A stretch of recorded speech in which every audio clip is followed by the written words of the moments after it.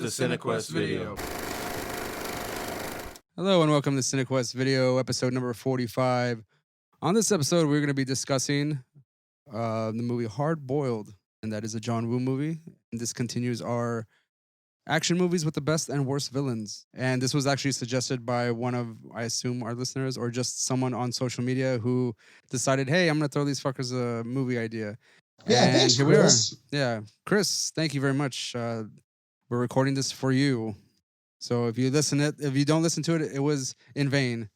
Actually, can I have a testimony to how cool this viewer is? Yes, go or ahead. a listener, or just supporter because he knows us. So I went to college with Chris. He was in college, I was in college. We met up, Anyway, my proudest moment, because Chris is a Marine. I gave him a high five in the hallway one time, where we jumped in the air and, gave an epic high five. And his hand hurt afterwards. I was able to fucking incapacitate a Marine temporarily. Maybe he's just got sensitive hands. Or maybe he didn't realize he was dealing with a Wookiee, man. You never know. Right, yeah. That's our word. Yeah. Got that. Got that. That's one thing Mongoloid Wookiee Chewbacca never was strength. able to convey in the Star Wars universe because full-blooded Wookiees, see, I'm just a descendant of a Wookiee. That's how my vocal cords are able to speak the English tongue. Whereas full-blooded Wookiees, their vocal cords can't form other noises Complex. rather than the tongue of our people. A vocalization. All right. The words are strong with Danielson. I'll strong you, bitch. All right. So Swollen. again, But anyway, thanks, Chris. Thank you, You Chris, bitch. for suggesting this movie. And just to let everyone know who is on the podcast this time, my name is Ray. I am one of your hosts, and then we have Roland, who is another co-host. Yo. No. And Daniel in the Pacific Northwest Studios. Hey, everybody. And returning regular, remember, no longer special, Ron. Thank you for joining us again. Hey, what's up? Dude, so, actually, point of order, when was the last episode Ron was on? The Thing. Was it the hip-hop one? Yeah. The thing. That was Oh, back he was in- there. He was there for that one as well. That was back in January, I believe, right? Yeah. Oh, okay. The Thing was in January. The hip hop Word. was. Okay, cool. Forgot you were on the thing, man. But so it's still, regardless, it's been, fucking minute, man, because it's July now. Yeah, it's been, Yeah. That's it's been a true. minute. Yeah, I mean, I think when everything kind of started happening with this whole pandemic, that's when we had Brian, who kind of dropped off, but that's for other reasons. And then we also had Bryce, who unfortunately, because of work and schedules and stuff, couldn't make it most of the time. And then Ron, and then Idanya goes also wanting to come back at some point. And we always say the door is always open or the Discord channel is always open to anyone who wants to join. And that's only referencing to the people that we've mentioned, not just any other random public persona out there. So, Hard Boiled, John Woo, director. Was anyone familiar with John Woo prior to this movie? Prior to Hard Boiled? Yes, it's a John Woo movie in general. Yeah, I knew him from, Hard Boiled is one of my favorite John Woo movies. I'm not a huge, John Woo fan. Yeah, Hard Boiled is about as early. It's probably, as his my favorite movie he's done. I've seen The Killers and, his U.S. stuff. Mm-hmm. Well, how many times have you seen this movie then, Ron? A few times. Word. Few Because times, we were just chatting earlier, it sounded just like you were really surprised that Hard Boiled wasn't in our repertoire to begin with. Yeah. And so it sounded like it was just to you, one of those movies, just it was your, my Pootie Tang to your, Hard Boiled potentially. Maybe. Possibly. Ray's undercover brother to my hard target. No, Ray's Last Dragon. That's right. Yeah, really likes this. But no, yeah, I really like this movie a lot. I've probably seen it quite a few times. And I'm upset that there's no good way to have this in physical media. Right. There's a Blu-ray that's really crappy, the video quality, and then there's a Criterion DVD release that's out of print. So I found if anyone's listening, put this on Blu-ray. Yeah. Make it look nice. I think I found an HD version on YouTube. of the original Chinese The release voices. Yeah, Of it? It was Cantonese, right? Cantonese. Cantonese. Okay, That's So- racist what Big you just said. Yeah. Not really, but No, okay. it's kinda- Nice try. It's almost the So- equivalent of you saying they all look the same, Roland. Come on now. So speaking of Hong Kong, are they still like an independent nation, or did like China finally eat them up? Like, I don't know. I think What? they're still protesting. They're trying to protest. I saw something or whatever saying that like China's government has outlawed it pretty much now, and like you could go to prison forever or some shit like that now for protesting. that isn't in the books already. No, I think they had some like liberties at the time, and now it's just like, nah, going back to being super China again. So We figure after like Tiananmen Square, they'd be like, all right, we should put something in the books just right quick so we just avoid this nonsense. yeah, Which, thanks they're fucking- Google, you can't Google that in China. It only shows you pictures of like the sites of Tiananmen Square, but it doesn't talk about any of Oh. the shit that happened yeah, there. no, like China's like super fucking controlling. Like you can't. I mean, it might as well be fucking North Korea internet. You can't see shit that they don't say is cool. Oh yeah, but I'm just going after the big guys, the big problem there guys, Google, like Oh. because they allowed that shit to happen. That's true. know? Oh yeah. I think That's Winnie the true. Pooh also is because they say Oh, it's banned over there because Yeah, it looks like 'cause- Xi Jinping or whatever. Yeah, he looks like Winnie the Pooh. yeah, that's like it's the joke. fucking- It's super So dumb. they banned Winnie the Pooh. Yeah. It's super Aw, stupid. Shit. We just got demonetized just because of that comment about Winnie the Pooh. Not any of the Like, stuff I said yeah. about Google. They were doing some other things that like their workers actually protested against them for. I think it had to do with the I'm not sure if it was them or another company that was talking about selling facial recognition technology to the Chineseos. They were protesting against it or something. The Chinese song. And then like I think I sent you guys that link not too long ago of them developing their own technology, and like they fucking called it Skynet, but it's not like Terminator Skynet, it's GoodNet, like our net. I seen that video. Man, Yeah. that's some fucked up shit.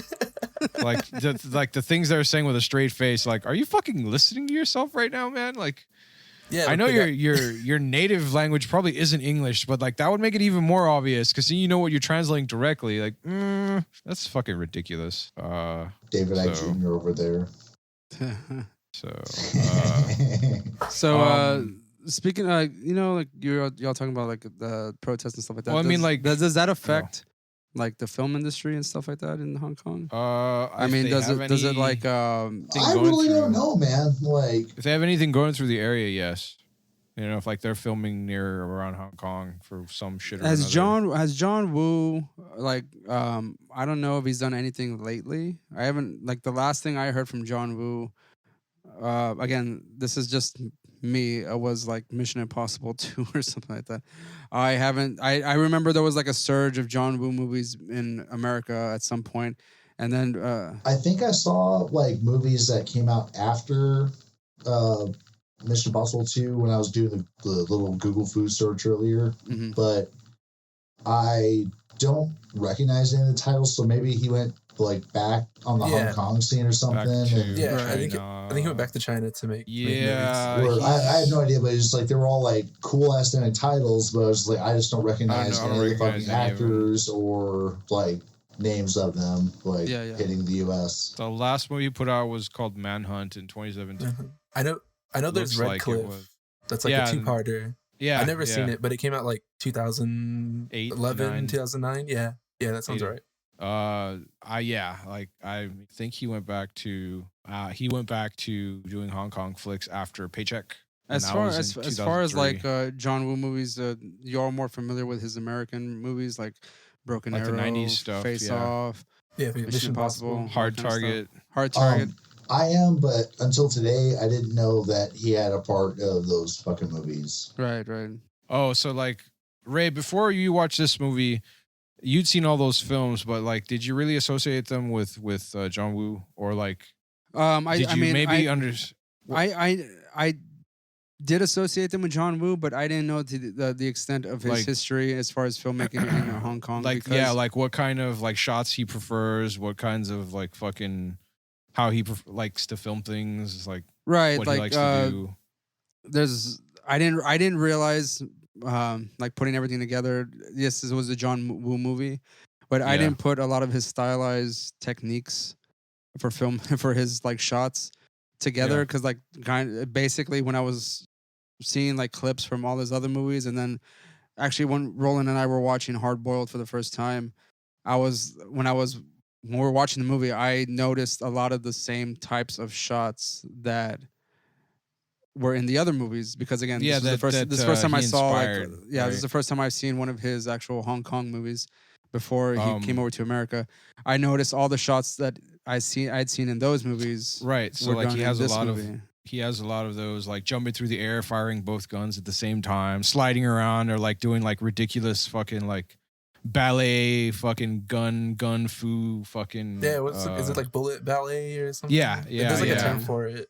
yeah, that's how it's described.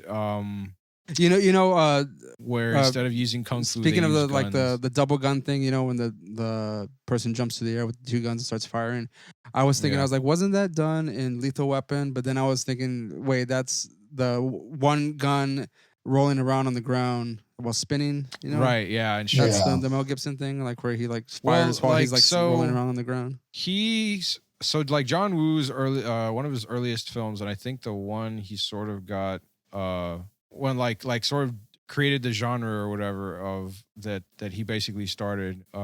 It was called what the hell was it called? I was just looking at it. The hard-boiled diverse. What? The hard-boiled diverse. Yeah, Hard okay. Boiled. It's called it was called A Better Tomorrow. close, dude. Isn't that Oh. wasn't that one of his earlier movies? And It was like one of his earliest, think, and like the one that actually sort of. So the name of the genre that he kind of kicked off that like introduces a lot, or uses a lot of these themes that he fucking rehashes over and over, and that sort of started getting popular in the 90s. It's called Heroic Bloodshed. That's the name of the like Hong Kong action cinemas. that's that- what it's called? Right, yeah, Heroic Bloodshed. You can check it out on Wikipedia. They've got a little like page for it. But it just has those like a lot of stylized fucking gun action scenes, Yeah. shitloads of blood. And then like the plots are simple, right? But like they're heavily dramatized like around certain or specific themes or motifs. Like Right. like ideas of brotherhood, duty, Mhm. redemption and violence, honor, those kinds of things. Like, so he does, or like typically those involve like gangsters, like the triads or mobsters, that kind of stuff, and like corrupt governments or corrupt systems in society, and like one or two people in there that are just like trying to keep shit together or whatever, you know, because Mhm. like Hard Boiled itself is like it's named for like the that type of fucking Like the hard character, right? Yeah, the like hard boiled noir detective, cop, yeah. right? Exactly. Which that itself, like, so he created this fucking genre of film basically from a genre of fiction, of literary fiction, and that was to say the hard boiled detective novels, true crime, noir fiction, those kinds of things. He mixed the noir and like kung fu movies Right. and yeah. like films and like put it And- together. And so that's where you get Chow Yun Fat as what's the guy's name? Tequila. Tequila. What's his? Yeah, I think everyone forgets yeah, the guy's last Tequila name. Yuen, Inspector Tequila Tequila Yuen, Yuen. And, Actually, regarding the hard boiled title, in the one of the synopses that I saw, it said Tequila Young is a hard boiled cop, and I was like, oh, that's how that's how to put into context. Like it took a while for me to like try to gather where to put the hard boiled title, and then I realized they're talking about the fucking cop. Yeah, Well, and yeah. even in the movie, there was that one scene where he's at the jazz club because, spoiler, listeners, he didn't want to be a cop. He wanted to be a right, jazz he wanted musician. To be a musician. Yeah. Exactly. But he's at the jazz club or whatever, and he was talking to, was it? By the way, one of bartender the that was most John fake Woo? ass like saxophone playing scenes Yeah. I've ever Oh seen. yeah, Is it but I right? mean, like, funnily enough, or like ironically enough to that, is that Wu did interview an actual cop that he based Chow Yun Fat's character off of, and I think like some of those things like were what he told him. I don't know if the cop himself played the saxophone, but I think he was one of those guys that was like, "Oh yeah, Was it? I thought it was a I clarinet. think he plays the Yeah, that's what I'm drums or saying. Like, something." I'm pretty sure it's No, a I think it's clarinet, man. It could His have been partner plays the clarinet. drums. No, Right, like I meant in real life, like the guy that the okay, character is based on. But you're right. Yes, his partner does, or did rather. Did play. Spoiler, that's one of the plot points. Tequila is like trying to revenge himself on these fucking drug Tryouts. smugglers for killing for murdering his dumbass partner. Even though Which he was told him not to been follow him, called. he told him not to go in after him. He's like, "You're hurt? Nah, I'm okay. Get the fuck out of my way!" And he fucking jumps in there. And then the partner runs in after him like a goof and like eats all the bullets, you know, like Yo, but that sting didn't have to be like a massive shootout either. no, Like, no, it- you're right.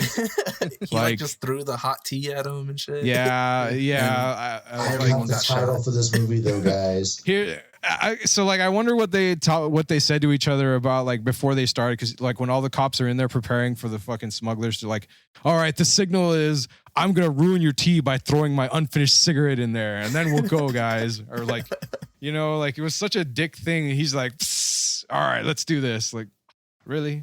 And then he fucking does that. Supposedly the scene where he walks down the stairs shooting like both guns. Oh, he slides down. yeah. Yeah, he slides It down. was like That on the was- railing and that like was running down. improvised. Yeah. That was improvised apparently. That it Oh, was really? that was Chow Yun Fat's idea to do that shit. And I mean, it looks kind of goofy, but also like kind of it looked Nah, cool it's when he tight. was moving. Like when he's first started leaning, like half hanging off the stairs. I expected him to do like a flip off the side or something and like shoot him midair or some dumb shit. And I mean, that was still kind of cool.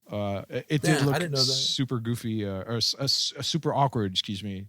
I think at the time, like those kinds of moves weren't prevalent in Oh no, absolutely. in, Like that was especially in the American cinema. I mean, Oh no, yeah. so the reason I started mentioning her the movie A Better Better Tomorrow. Tomorrow. When did Die Hard come out? What year do you remember? I think it was like In the year of our Lord 88? 88, I think. So this movie came out 2 years before Die Hard. So like Die Hard was probably more than likely already taking influences from fucking John Woo's ridiculous shit, or it could be argued, I should say, because like I we were mean, saying you would before, like think you would think at some point that they kind of like Hollywood was already like looking at John Woo and his Right. Action movies, because again, like- he wasn't. There was a lot of things he was doing that they didn't do in American. by the early action to movies. mid 90s, he had already started influencing a lot of Hollywood films like Reservoir Dogs, Leon the Professional. I was telling you way the fuck later on, like how it influenced game culture. Like Max Payne is very heavily based on Well, this. there's the game Stranglehold, which is also Yeah, that's right. That's right. That's Stranglehold. how I first played Stranglehold, and you play as Tequila, Yep. and No it's like shit. 7 years Yeah. later, and you do all that shit. Like you slide This- on railings and like die. Yeah. And then I saw think the that movie came out after the like movie. a while after Max Payne though, and then Oh yeah, it came out. I think if I'm not mistaken, because I forget, like I was never really into Max Payne, but like the directors and the artists took a lot of influences from him, from John Woo's, from Tequila Yuan's character. You mean the amazing movie with Mark Wahlberg? Like, who was the And then fuck like is there's the fucking one that movie? mostly everybody's no, familiar not that with. Max Payne. Oh Not that- god. not that Oh one. man, I forgot about that shit. Oh damn. That was really- yeah, that was bad. I was gonna say the easiest go to or jump to that anyone can think of as far as action films go would be the Matrix series. Yeah, The Matrix really. Like totally like they take the slow-mo shit to, you know, like this the nth level of ridiculousness. And that was the other thing, like John Woo uses slow-mo films for, I mean, like it gets fucking ridiculous how often he would use them. Sometimes it just made no sense, but yeah. Well, you're telling me two characters crossing each other deserve some slow mo, man. What are you talking about? Yeah, right, all the time. that deserves They- that. They there was that one scene that I thought was just so weird and awkward, like when the police chief is meeting with the undercover character, what's his name, Parker, and like they're standing on a balcony and like Alan, like yeah. He gives him the lighter. He gives him the lighter, and like they just hold like a weird, long, awkward laugh, like I was like, what? Mind you, I think a lot of that cheesy shit going on in the acting was because of the overdub. The English dub. Yeah, it's dubs, man.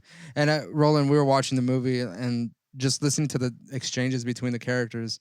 It was cheesy as fuck. But again, that's basically on the tone that the whoever's doing the overdubs is using. Because so like I was like listening to like just a little bit the clip of the action scene where they're in the warehouse. And he comes through, like just listening to that dialogue in its original language makes a huge fucking difference. It's a huge difference. It's played straight like throughout the whole movie. Like it's not the Cantonese or the original voice or I guess acting. It's not voice acting. Right, it's very serious. Yeah, my bad. No. They're just actors, and they just like voice over everything. Yeah, they have actors. One of the other like things that I guess was popularized by Hard Boiled was the long scene takes. The hospital scene was which is insane. It was almost like 3 minutes long or something like that of just like one take. It's like stunts, like and that was just pyrotechnics too. Yeah, man. So like the baby had I found a funny trivia with the baby. That shit was ridiculous. Holy fuck! Yo, that baby saved his life, man. Yeah, right. Like, saved his life. he was trying to keep the baby from burning. That was self-preservation. It was because as soon as the fucking fire started hitting the baby blanket, that's when the fucking rain fell down, man. It wasn't anything about the fucking pig. And mind you, that whole baby scene, which is just a few minutes of the movie, like that image was like on the fucking poster. Oh, you mean? I know. Right. I forgot about Hard that. Boiled. Did the baby go through some trauma or something through the entirety of the movie? So I need to look for that poster to see if maybe you see when I saw the poster, when I just Googled the Hard Boiled when it was suggested to us to do this movie, I saw the poster and I thought it was gonna be an action comedy. Yeah, it makes it out with the police. Yeah, exactly.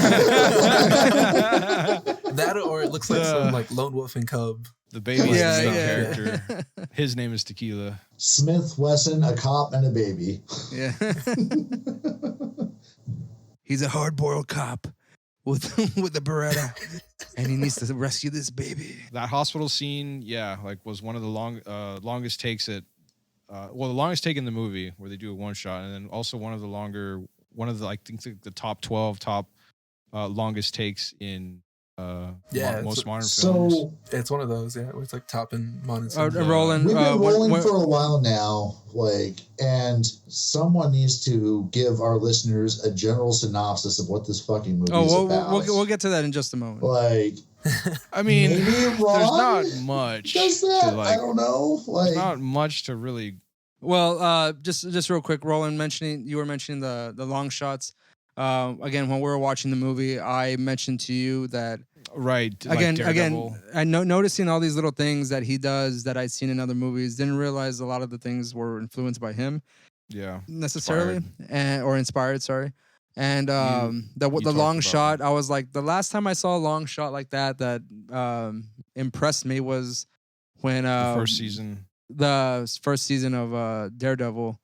Whenever the fight scenes and shit. Yeah. Dude, I was thinking about that scene actually before you started talking. Yeah. So we're on the same wavelength, man. That shot was holy crap, that scene, man. Yeah, it's really fucking good. It was really cool. Which I think that scene too is also inspired by like Old Boy. Also, have you seen that Korean movie? Yeah. Which is probably inspired from like fucking Hard Boiled or something similar. Yeah, I know. I'm sure. I believe Old Boy came out a little bit long after. It's like early 2000s. Yeah. That movie's really fucking good. That movie is. It's like one of the few original movies that wasn't the remake that I own. When I first saw it, like I was really blown away by that fucking movie, which is a good one. Old Boy. Anyone who hasn't seen it, you should watch it. I don't think I've seen it. I'll have to check it out. Have any of you guys watched The Protector by any chance? No, man. No. Is that a John Woo movie or is that just a Chow Yun Fat movie? It's it's neither. It's just another. It's another like or was like I think in around the later 2000s, like 2005 and up or so. I forget the name of the actor, but like he's just another martial artist. But it was also one of those ones, like it was the one that I was thinking of as far as long takes, where like he goes up like four flights of four-story building and like is beating the fuck out of people like all in one take. And that one took like 4 days and 8 tries for them to fucking film that kinds of things, which I always appreciate because it's just like, wow, that looks like. I mean, all you do is fuck up one little thing and they have to start all over. Like, it doesn't matter where. Do you guys think that maybe they were all inspired by, if it was in one take, the scene where Lancelot goes to rescue Sir Galahad and Holy Grail? This is the second time we bring up the fucking Holy Grail. We brought up the Holy Grail in fucking our Valley Strange episode. It's gonna happen, dude. I love Monty Python, so like. I would have to agree with you there. Okay, so again, we have been talking about this movie a little bit. Just to give again, thank you, Pythons. If you have not seen it, a very quick synopsis of this movie, and mostly with John Woo movies, the story is kind of like secondary, and I would say that it goes along. I think with, it helps it. I think it's secondary to the friendship. Yeah, he has the action like frame the movie more than he has the plot. Does any?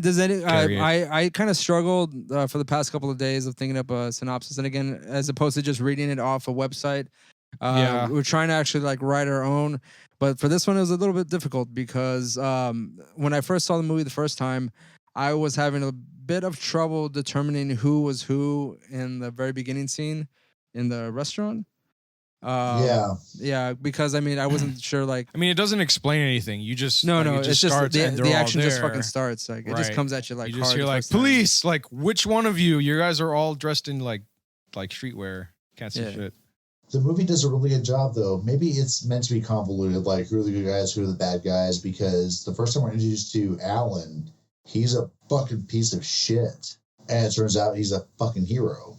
You know? Oh, yeah. So maybe that was part of the design of the film. Like, maybe this is more brilliant than we're giving it credit for. You know, like, maybe it was intended to be a little loosey-goosey, and then you figure out who are the good guys, who are the bad guys, because also with the fucking head pig of Tequila's character telling him to lay off a case because he's dirty. I thought when we come upon that character, I couldn't tell who was playing it on the straight, you know. I thought he was dirty. Might be something designed, and it just sounds badass. Yeah, I wasn't aware about the undercover cop, because when he was like that, when we get to the scene at some point where he's talking to him, I was like, oh shit, like he's in with the fucking. And then like as the conversation continues on, like when the conversation continues on, you're like, I realize, oh shit, he's an undercover cop, and he's just trying to keep him on the down low the whole time. That's why he's telling Tequila to kind of just step off the case, because this guy's handling it. Superintendent Pang talking to Alan, whatever. Yeah, they really play it like it's gonna be Tequila versus Alan, like in like good versus bad, triads, cops, and really like switches. Dirty cops and like because his boss tells him like he's triad, back off. Regarding the warehouse scene, whenever they kind of like face off, and so fucking like ridiculous. Tequila puts the gun to his head and then just pulls the trigger, but he's out of bullets. Clicks. And that little slow motion scene where they kind of just look at each other, and then. It's another thing. And then Alan just disengages. John Woo has a lot of those face to face. Yeah, like he has a lot of those shots. Then, like you don't know that fucking Alan's a cop. Yeah, at that time. And so you see this bad guy honor where he's like, oh well, you could have iced me, but you know what? You're out of bullets. I get away for the day, copper. Yeah, it looks like he's just fucking with remember that sort of thing. Like that was bad fucking ass. I think that was the second time he was fucking with him, because the first time they meet, Alan basically just walks up and like bitch slaps him to the back of the head or whatever, and it's like, oh yeah, like is this guy probably pa? Yep. Well, yeah, because I mean, you look back on that, I realize that he's doing it kind of to save his life, right? And then he does the same thing again, like when they meet up and like. Has another John Woo face to face, you know, gun each double gun or whatever scene. He's got a lot of those too in his other movies. But that scene's also like the first clue that he is a cop, because he sends the or you get a message to the chief. What's his name? Pang gets like Pang. A message. I forgot what the message says. Right. Oh, the code. Yeah. So like in the beginning of the movie, like they do mention in like they sort of hint that there's an undercover agent, but it's not really explained when like they start deciphering this code that's like in the whatever scale. It's like the scales, and even then like the message is like a riddle too, so you have to fucking right. And they like decode it and like they say whatever's they're meeting or trying to understand of the like the situation or the mission, the update, and like they just go off and do their own thing. And then later on they meet and you kind of like it again, like you guys are saying, like it kind of suggests that he's the guy. Yeah, it's like this something I think it's like I think it's like a snake not to bite their own tail or something. Right, like yeah. That. It's that's right. That was the second. I think that was the like I think that was the second clue. The second one? Yeah, because I forgot what the first one was. But I remember the don't biting its own tail because I think that's when they started, or like that's fuck. I think that's when he started like having to deal with Tequila coming after him. That's when they actually meet and like instead of being rivals, they end up like being partners or whatever. But right. We had started to like to talk about the synopsis a bit. But just to go back, it's a cop drama. Tequila is Chow Yun Fat. He's the main character. He's a cop, and Alan is the undercover cop, right? They call him Tequila because he's an alcoholic. The end. Yeah, but he drinks tequila slammers. That's why they call him Tequila. Yeah, and he's an undercover cop, and there is the main bad guy is the Johnny. Does he work for like another main bad guy that he's trying to take over his position, right? Like he's trying to take over the town. It's a rival. He kills somebody to begin with. Yeah, he's like a rival, like triad gang leader. They killed. They off the guy in the. They killed Mr. Library. Hoy, which So right. So no, that's someone else. That was another guy. Well, Alan iced that guy for like the cause. Right. So yeah, Alan goes to a library and like pulls a gun out of a book and shoots a guy out of Shakespeare, actually. Yeah, and then he puts it back and like puts it back on the shelves and walks away. And they find it later. Like it's really funny how Tequila like looks at the book, like he looks at the imprint on the table of the blood stain in the like with the book shaped indentation on it, and he picks up a book and like tries to fit it to the size of the blood stain, and he fucking gets like on his second try, he's like, I think I found one, and he walks down like half the fucking room full of bookcases, and goes to like aisle. One row or some shit in the back and fucking finds the exact book. Yeah, because the one book is ajar. Exactly, like, and he just pulls it out and like, oh look, here's the gun. Oh, Now, was that intentional? I mean, I was just wondering that, because we find out the guy Alan was an undercover cop. I think that was supposed to be real police detection. Point, there's no way that Alan knows that like the cops are onto him. No, he doesn't. He doesn't know Tequila at this point, at all. His killing of that guy launched the whole investigation shit that started this cycle of events. Yeah. Right. I think it's just to show that Tequila's like, really, really good cop. That he can just fucking solve the crime. Yeah, exactly. That's why I was like, I think that's what he's trying to show his skills as a cop, like that's why I laughed so much, because I was like, you gotta be shitting me. This is not this is real detective work, guys. Yeah, because like later on is when Alan is like, he's kind of pissy or whatever, talking to the chief Pang or whatever, and he's like, who's this guy? What's his name? Vodka? And they're like, no. Shut up. Like, yeah. And then they actually meet up when they go to when Tequila goes to find Alan at his yacht. That's after the warehouse fight scene, if I'm mistaken. So I love that scene so much for like so many different reasons. I mean, when it first starts off, like Alan and his his crew drive in there and they just start murdering everybody. And then that's when they get the boss, I guess, of the warehouse out, and they decide to. Or Alan is I think they ask him to the bait. It's like a trap. Right? Like, yeah, it's like a trap for him, and then like they I forget who the guy is. It Johnny or Johnson? Oh well, because the guy they betray is like someone that Alan is like gotten pulled into the closer to the organization with, and is like he's like a son to him. Basically, they wanted Alan to test his loyalty or whatever, and they had they had his ass, and then Johnny Wong comes up and just ices motherfuckers. Yeah, and he's like, all right, Alan, kill this motherfucker, and he does. And then that's when Tequila comes in. He rappels down through like a skylight in the middle of the warehouse, and then that fucking rope turns into yesterday, I was like, dude, Chow Yun Fat's a one-man army. Yeah, he jumps down. Scene, like, he's coming down on a fucking like.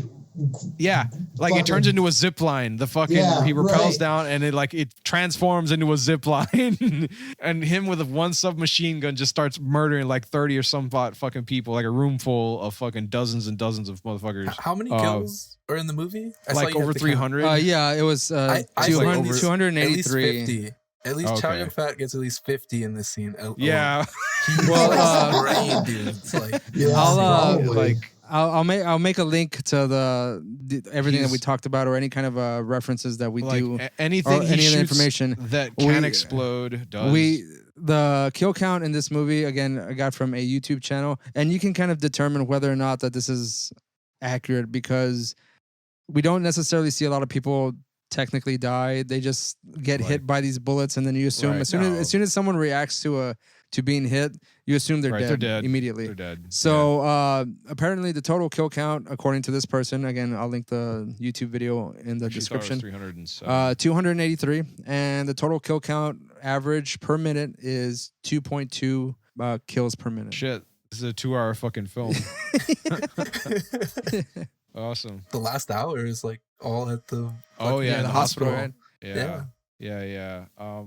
That hospital apparently was all done on one floor. Like, there's a scene where they jump in the elevator and then like they go down one story. But what actually happens is that the doors open up back onto the same floor. It's just that the crew spent like the 20 seconds that it took like between those two scenes to fucking like clean everything up and shit, like to reshoot it again. So it's fucking ridiculous. Wow, that's pretty crazy. I mean, you get that kind of precision whenever like people do like Broadway or like actual live plays on the stage. Because they always you kind of got to get Broadway those quick responses whenever you're doing changing scenes. Dude, that stagecraft because I saw a Fan of the Opera in New York once. And the stage transitions were fucking incredible, man. It's funny. Holy like shit. That the behind the scenes work was just as phenomenal as the acting going on the stage. Yeah. Like, they had to do so much extra fucking work just to even film this bitch. Like, in the first fight shoot scene, like in the tea house, apparently they were shooting that for like 5 days, and then the place was like condemned after they were done. The cops let them do whatever the fuck they want because they liked it. They're like, oh, this is a cop movie, cool. But like they had to the gun laws in Hong Kong were like super fucking super restrictive, and so like they had to import all of these fucking guns and then get the fucking Hong Kong police to okay like all of their shit, like, and they were all authentic. And they also had to import the fucking blank rounds, which is just like more funny shit. Hey, speaking of that, I mean, going back to Trauma's War, where Berettas. They got all those guns because that one guy that they put in the movie, Parker. He was the gun expert and he owned all these guns. So instead of pay him, give him a part in the movie, we can use his guns. And then he turns out to be a fucking amazing actor. Go back and listen to Trauma's War, which is I think episode number 43, probably. Watch it on Shudder. But sounds about right. Go check that out if you can. Like, it's on YouTube, but like check it out on Shudder. It's a much better quality recording, and Joe Bob is on there. Exactly. But like I did want to say again though that like the YouTube original recording of this, subtitles is actually really fucking good. It really does elevate the movie for me personally. Just from that one clip that I saw, there are a lot of the original much better to watch language. In the original language. It could have changed the whole movie for me. From the first time I did watch it, because of the tone is much better. Like checking it out, like I'll probably do it again, watch it again, finish watching it a little later. Because like most most foreign films, like, or any film really that isn't in English, like, should be watched that way. Like, you lose a lot of nuance and a lot of fucking inflection. And it'll make it a point. And again, I don't know if this applies to you guys as well, if you've seen it, but watching Jean-Claude Van Damme speak in his own language, fuck yeah, makes him seem like a better actor than him like trying to his monologue, the language in JCVD. His monologue in JCVD, yeah. Yeah, I was thinking about that, actually. I was going to mention it, but he was amazing, dude. That's actually pretty funny because that works the other way, too. Like, if you watch MASH in French, it makes Alan Alda sound actually sincere.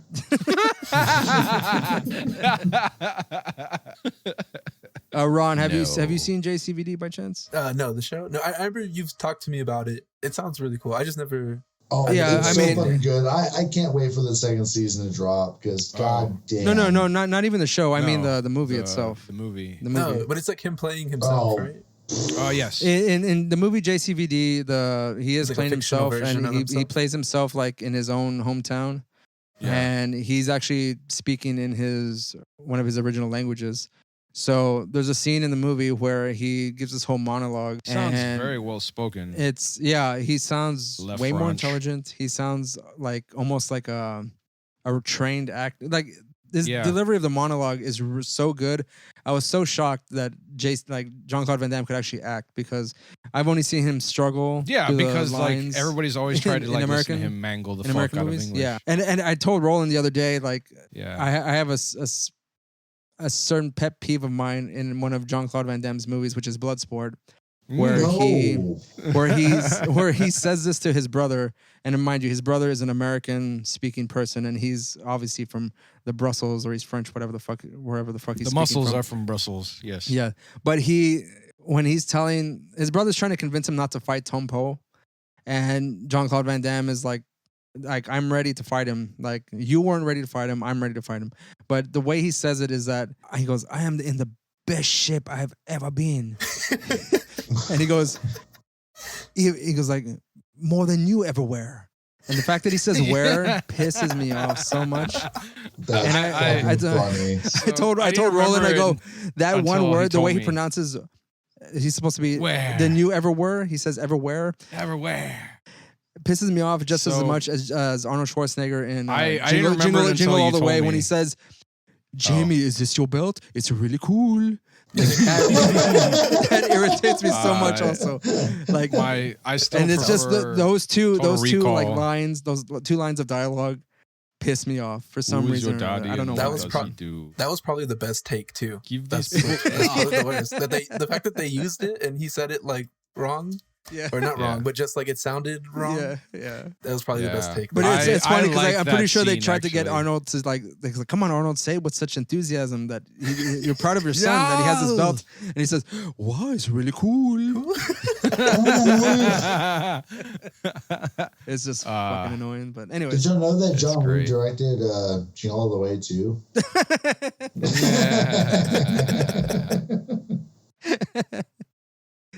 Man, if that was true, there'd be more action in that fucking movie, all right? But that whole scene at the very end. What are you talking about? There's so much action. Yeah, I was gonna say that scene where Sinbad's flying or Arnold's flying around in that fucking Turbo Man suit. That's pretty action packed.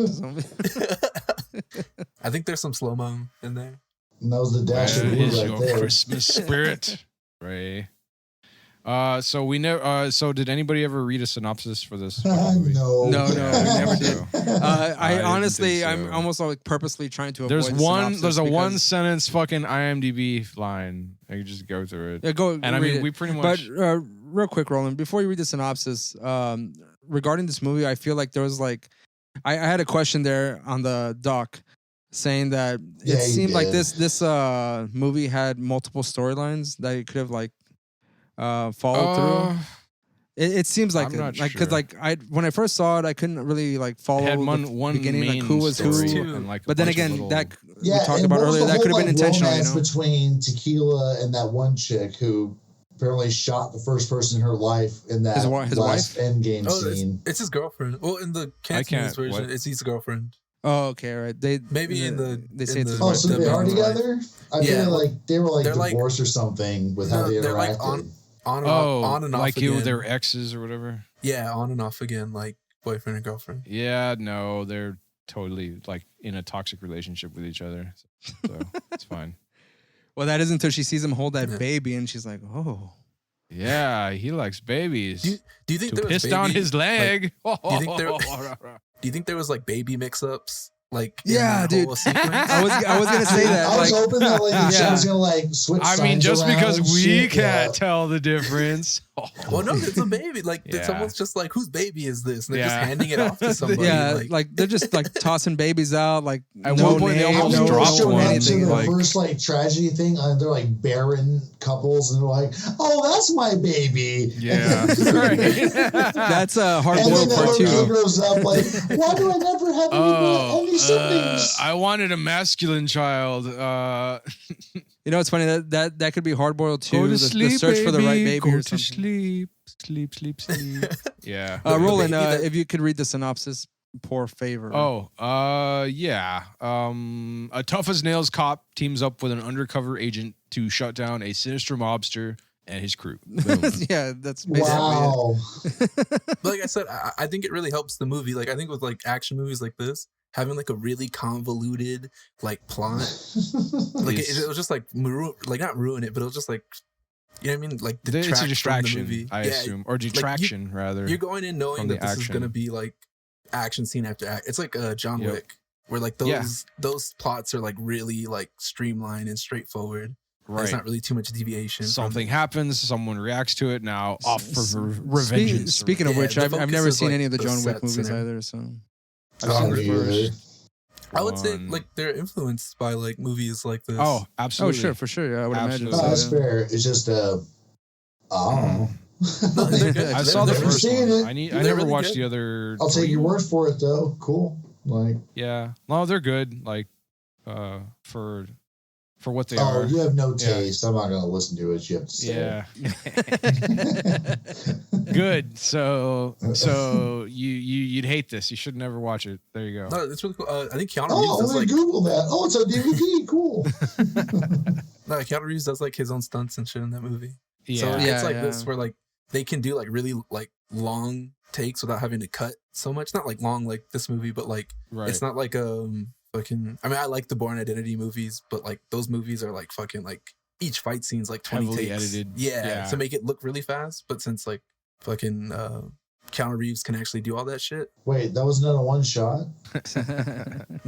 Those glasses checked, man. Blown. We haven't seen like what Taken movie prescription is it? blown. Where Liam Neeson's like climbing over a fence and it's like 20 like 15 to 20 really? cuts of him. Was that Taken 3 or whatever? I think so. Believe that. He's like jumping a fence and it's like cut each time, like each step of that is like a cut. He has to let go of his walker, unhinge his knees, and then like the most go up a ladder, step over the fence, get a boost, like, have somebody catch him, and then like get back to his walker before the end of the scene or whatever. Like, the point is, no, Mr. Neeson, you have to let go of the gun before you grab onto the walker. Okay, so again, the synopsis of this movie is pretty simple, pretty straightforward. Like you come into these John Woo movies basically for the action movies or the action scenes. Sorry, absolutely. That's what you want. I mean, there tries to be a little bit dramatic in the delivery of the characters and the stories. Like, and stuff like that. He uses really simple themes to get to the story together. You got to just move the story along to get to the action scenes. And that's what exactly. The story is just something to get, like, push the movie along between action scenes. Right. And when we talk about these movies, we always talk about the villains. And I guess there's the main villain, and then there's like the henchman villain, which I kind of want to get to as well. Oh, the super thug or whatever, super henchman. Yeah. I love that guy. Mad Mr. Dog. Grenade Happy. Mad Dog. Right. What was the main villain? The main arch dude's name? That was Johnson or Johnny. You know, honestly, like the names of the villains didn't register with Johnny Wong. Yeah, Johnny Wong. He just seems like a big asshole. Oh, yeah. Like he's not like I can't say like as far as like the villains that we've talked about previously in all of these movies, like they either have some kind of charisma. Dick. Yeah, exactly. Yeah, pretty much. Like he doesn't have the like he's a stereotype. He's not funny. He doesn't have the charisma. He doesn't seem to have Like the honor too. That, yeah, like, the honor as like some of these people. No, Right. like they all have. he's the villain, so you know. But he's the Kylo Ren of our Yeah. universe so far, of our villain-scape. He like, man, this guy has like the worst taste in clothes ever. Like every scene, Well, like it's he's the wearing 90s, something Roland. more They all fucking dress pretty badly. So. more fucking like tacky looking piece of shit Not like Silverio, Don man. Johnson That guy dressed like jacket. a fucking boss, yo. Which guy? Who? Silverio. Oh yeah, yeah, for sure. Yeah. No, well, we're talking about like the villains in this movie specifically. Oh, I mean, know. But they you said just the fucking 90s, terrible. and I was like, well, I'm going to defend yeah, but that Shonuff statement had the real best quick. threads. All right, if I was gonna pick anybody In the 90s, but 90s like Miami. So so this movie came out. Hard Boiled came out in what, like, just going on like timelines here. I think it was 1992. yes, it was April 12th. This movie came out in 1992. I mean, obviously, it's probably like 1991 when they shot this movie, but still early 90s. Yes. Oversized clothes, oversized shoulder pads. Oh man, everybody in there has so many fucking Very shoulder pads. I bright think I color. told Like you. everyone's like in a white. I don't know what you call it, like summer colors or Te- something. Tequila looks like he's going to the fucking beach, man. He's like, Yeah, these guys are like, all he's wearing fucking, linen like- and shit. Like we're all in Miami and shit. Or Maybe they whatever, got like- the inspiration from Miami Vice because Miami Vice they kind of had those same kind of colors. They're kind of bright. They use the oversized clothes. Don Johnson, the other guy, like fucking Don Johnson and the other Cheech guy. Marin. No. No, You mean Nash Bridges, Ray? Not that version of Don Johnson TV show, right? You know that's actually surprising. Like Don Johnson comes out in the 80s. He's the main cop. He's the white cop, and he has a black sidekick Partner. And then he comes out, or like I guess in the early 2000s or late 90s. He's the main white cop, and he has a Mexican sidekick. Have you guys seen Watchmen? The show? Watchmen? No, I haven't seen the show Watchmen. I don't watch the show He's yet. racist in that show. Oh really? Yeah, he's a clan. He's a clan. It's not the first time he's played a racist, and it's actually he does a good job, wasn't it? What movie It's was a he Quentin in? Tarantino movie, no? I mean, I would Yeah. imagine, Was it Django Unchained or fucking Hateful Eight or something? I don't know. It's one of those Yeah, movies. it might have been Hateful Eight. Which But he does that character a little too well. I don't know. I mean, it's good for him, I guess. He's actually the It's real good. racist. Yeah. He's so racist. He doesn't have to wear the sheet at the clan meetings or whatever. They just know. Anyway, It's Master Don. Grand High Wizard Don. No. So Again, back to the villains in this movie. Again, we have the main villain. Let's talk about the henchman villain, Super Thug, as Roland put it. I love how grenade happy he was. Like he always had plenty of. He just like kind of just threw them casually. It's like let me just blow some shit up. Like he like unpinned him with his teeth and shit and threw him. Right. He always did that.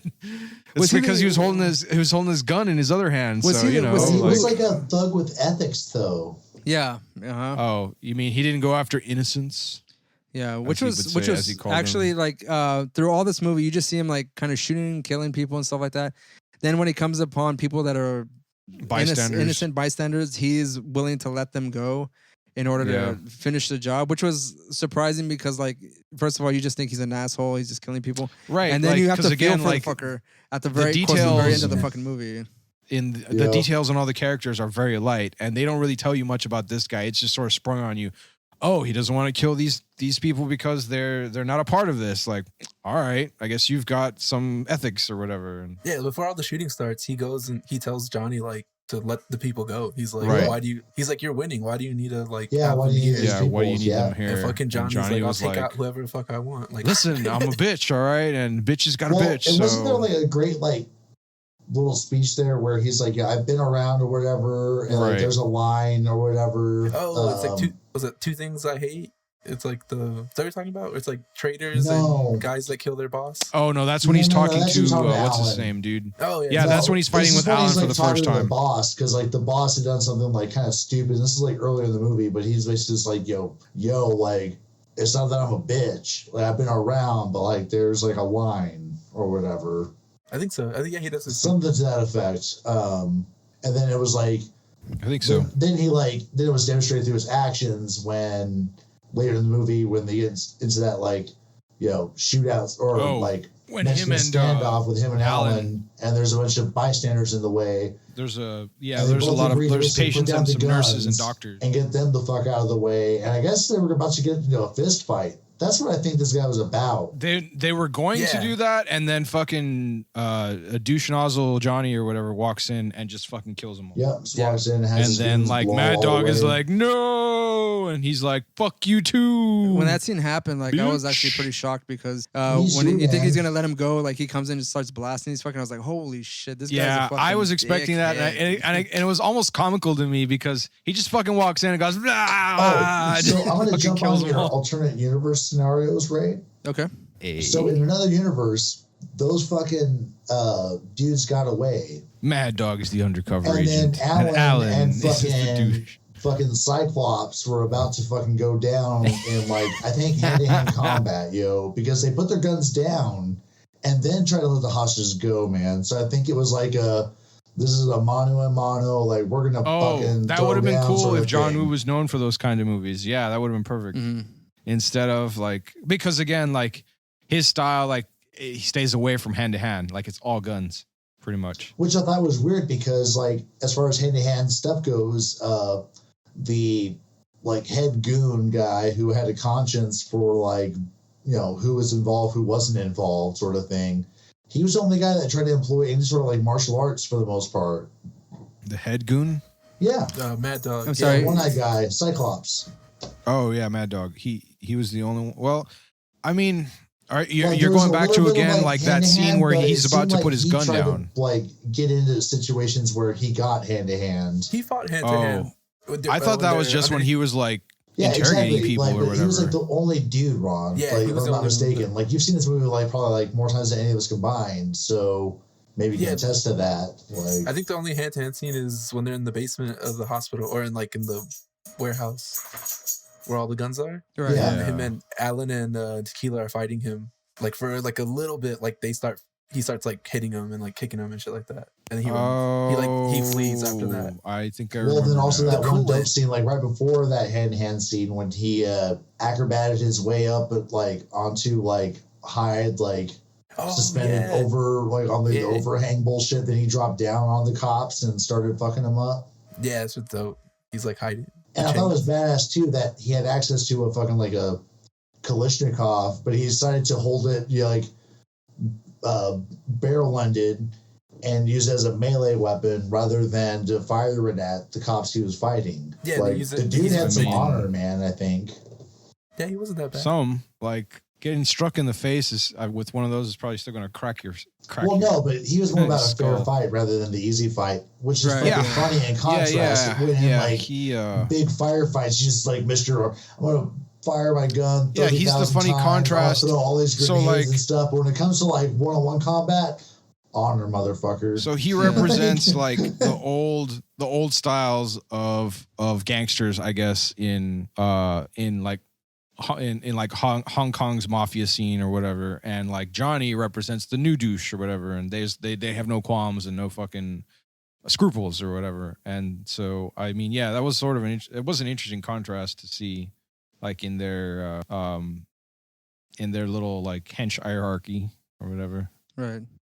The hencharchy. The hencharchy. Didn't fuck up that amalgamation. Bastardization. Let's go Lization.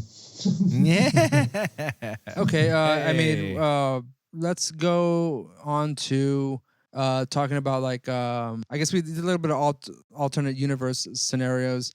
Daniel, you did mention that earlier. Does anyone have any sort of situation where some kind of alternate situation would have happened where, for instance, if the main villain, what was his name again? Johnny. Yeah. If Johnny would have won and think. killed Tequila and killed Alan, what would have happened after that? I mean, is he just gonna be the main mob boss of the town?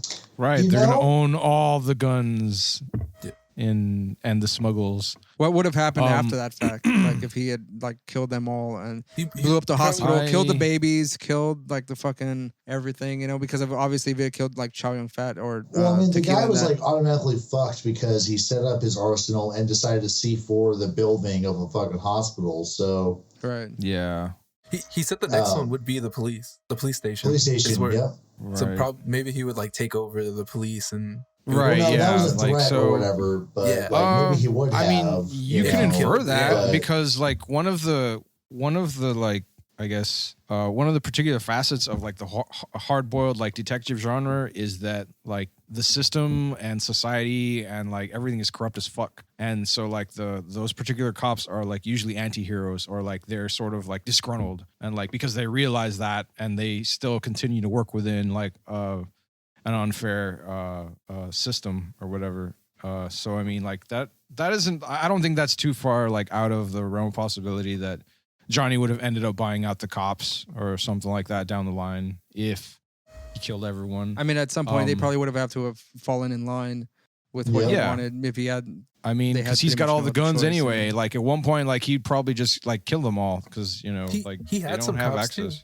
So in the hospital scene, some of like the people they're fighting are like Alan flat out kills a cop, and he's like, no, like I saw the guy's ID, and like I watched that scene again with like the original language, and like it was just so much better, like to see him like kind of like, oh fuck, you know, like he's talking with Chow Yun Fat, he's like, I shot a cop, they're like, no, he wasn't, and then like they're like going down the hallway still shooting, and Chow Yun Fat or Tequila is telling them like, look, you know, like I did the exact same thing that you just did, and I was way worse off. Like, you're doing way better than I am. And then Alan asked him again. So, like, that was a cop, and Tequila is just like, yeah, it was. And then they jump into the next room and start shooting more people and shit. Like, like that was a very, very tense moment. And, like, in the fucking English dubs, like, it's completely fucked. Like, they just, it sounds like ass. And, like, seeing it again in this, like, in the way it was originally shot was, like, just so much better because...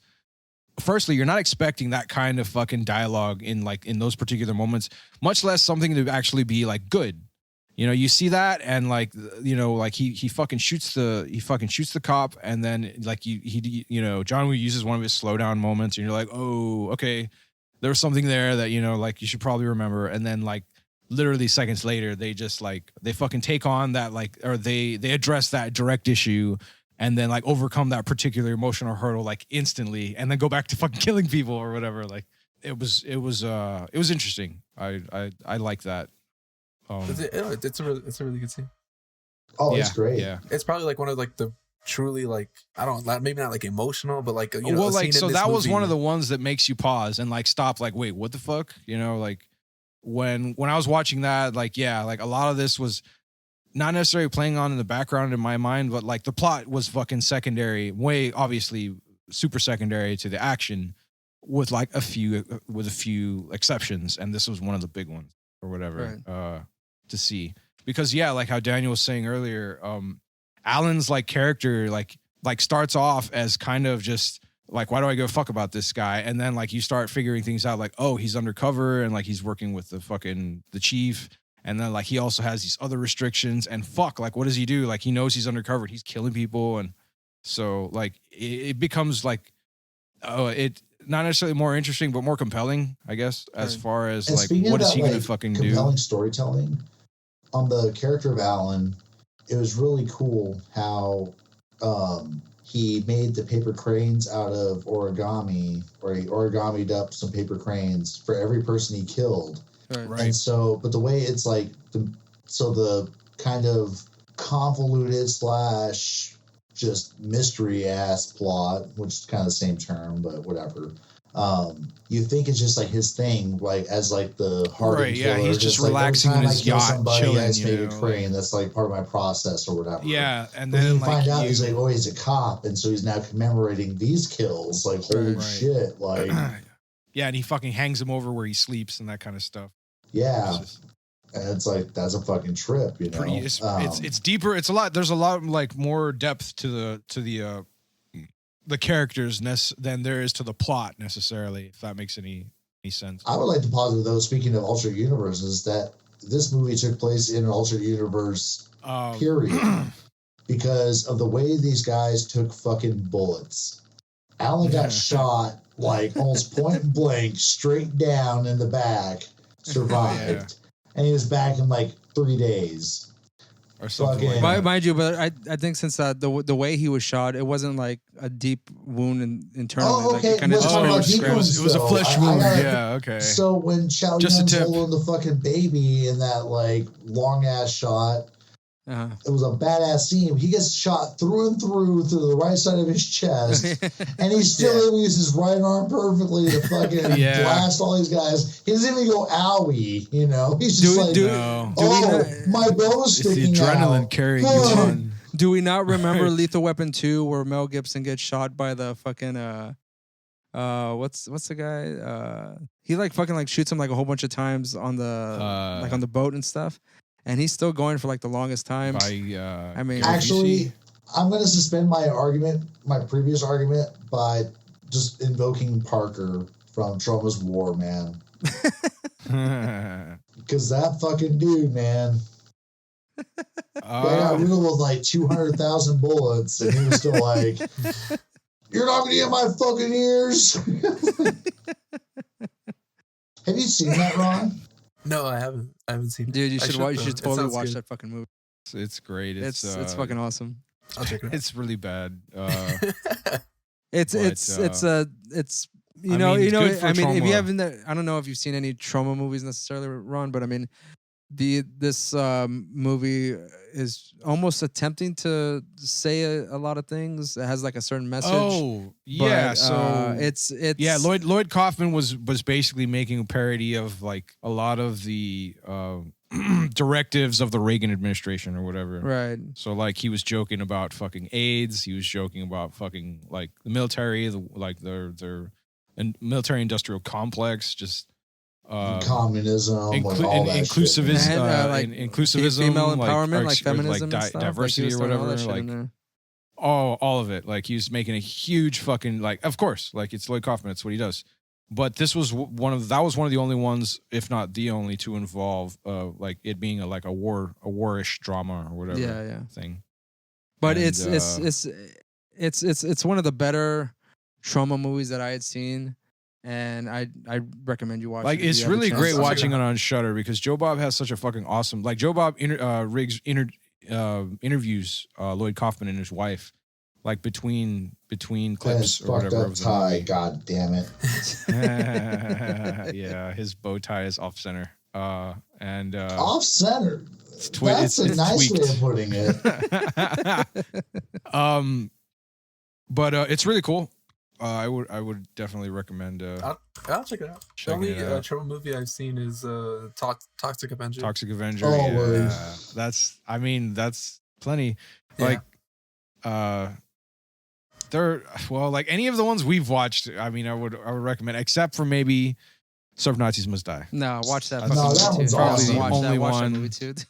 Probably the only one I wouldn't recommend. It's so fucking stupid.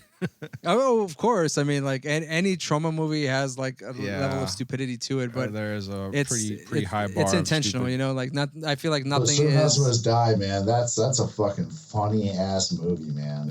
Which one? So bad. Surf Nazis. Oh yeah, Surf Nazis. Slimed is great. Slimed is great, but it's not. It wasn't directed by Lloyd Kaufman. I think it was just produced by him. No, it was just distributed by Trauma Entertainment. Distributed. Thank you. Excuse me. You got an eye for it, you know. Yeah, no, it was directed by some obvious fans of Trauma. Is that the Park Ranger? Yeah. It was like a graduate project. Yeah, I saw that one. Yeah, that's great. Like it's got such an awesome poster. I think Bryce has a. Bryce has the DVD. He has the Blu-ray DVD of that fucking movie. Yeah, I want the poster. Like it looks amazing. And he has the poster of Redneck Zombies, which is one that I need to get in my fucking room too. So I need to get that fucking poster. There's like a cat in a bed, right? Like in the middle. Yes, of the woods. It's a cat that's tired.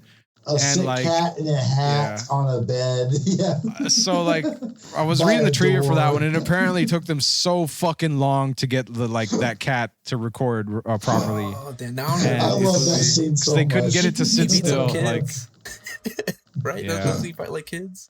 Yeah. They fight a bunch of kids and shit. He beats the shit. They're like rabbit or like mutant kids or some shit. Like And the kids explode when the I think they get like giant tossed or whatever, and that means like they grab them from the legs and just like swing them around and shit.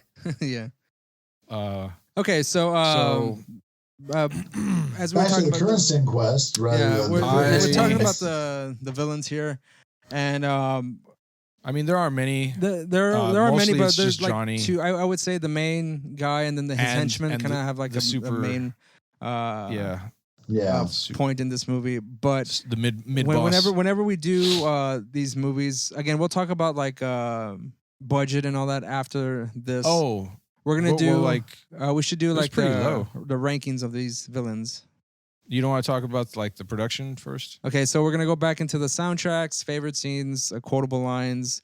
So what about the soundtrack? I thought this soundtrack, I felt like I had heard it before. You like have some of the action scenes where it has like the very upbeat. Because you've watched other John Woo films, you've heard the soundtrack. But again, I mean, I don't remember the soundtracks to his other movies. But does the soundtrack make an appearance in other movies? I think he has a very similar fucking style. Like they use a lot of those like steel drums and like fucking like Miami Heat fucking like 80s, 90s goddamn. Oh yeah, fucking, yeah. like, I mean, but for some reason I thought that some of the whatever the fuck it was doing like during the action scenes, I felt like it was off. Like it didn't seem to fit. Like it seemed too much. Personally, now all of it did not. I'm not gonna say that all of it. I can understand that only because if I'm thinking of location, because like seeing them film in Hong Kong and then listening to something that sounds like we're watching like Miami Heat or whatever, like it does kind of like, okay, wait, shouldn't they be on a beach or like, you know, like on a boat to a secret island where like all the drugsters meet or whatever the fuck? I don't know. Exactly. But I think that the sound for me, like there's just small snippets of the soundtrack whenever there's a scene going on. It's usually an action scene. There is a certain part of the soundtrack that plays that feels out of place to me, but again, it's because I probably heard it in another context. Yeah, and like Hollywood action flicks or whatever, which are a bit more like they the filming style, the filming location, the actors match up more with the music than they originally did, or for him over there in China than they do over here. So like I can understand that sort of, because like again, that style of music I don't associate with China. Like, you know, again, it's like it's something I think about over here on this side. So that's the only thing that's the only rationale I can sort of maybe understand. What about you, Ron? Do you have any soundtrack? The opinion about the soundtrack?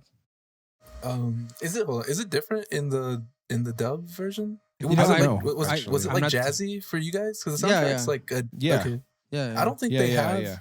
At least unless I didn't really like pay attention and during the action scenes, I don't think it has that like out of place like soundtrack in the Cantonese version. No, I think it might be something they added. I'm not too sure. That's possible. There, like I wouldn't be surprised. Didn't really notice it. Right, but there was nothing like during the action scenes that like stood out to me. Like the only thing I can see being a part of that movie is when fucking Tequila like busts out his fucking clarinet or whatever the fuck, like, and only because like he's literally playing it or whatever, like in the scene kind of thing, and you're watching it. Otherwise, like I honestly be extremely surprised. Synth drums and like steel drums and shit. I'd be honestly surprised if Chow Yun Fat is an actual jazz clarinet musician, because he fakes it really shitty.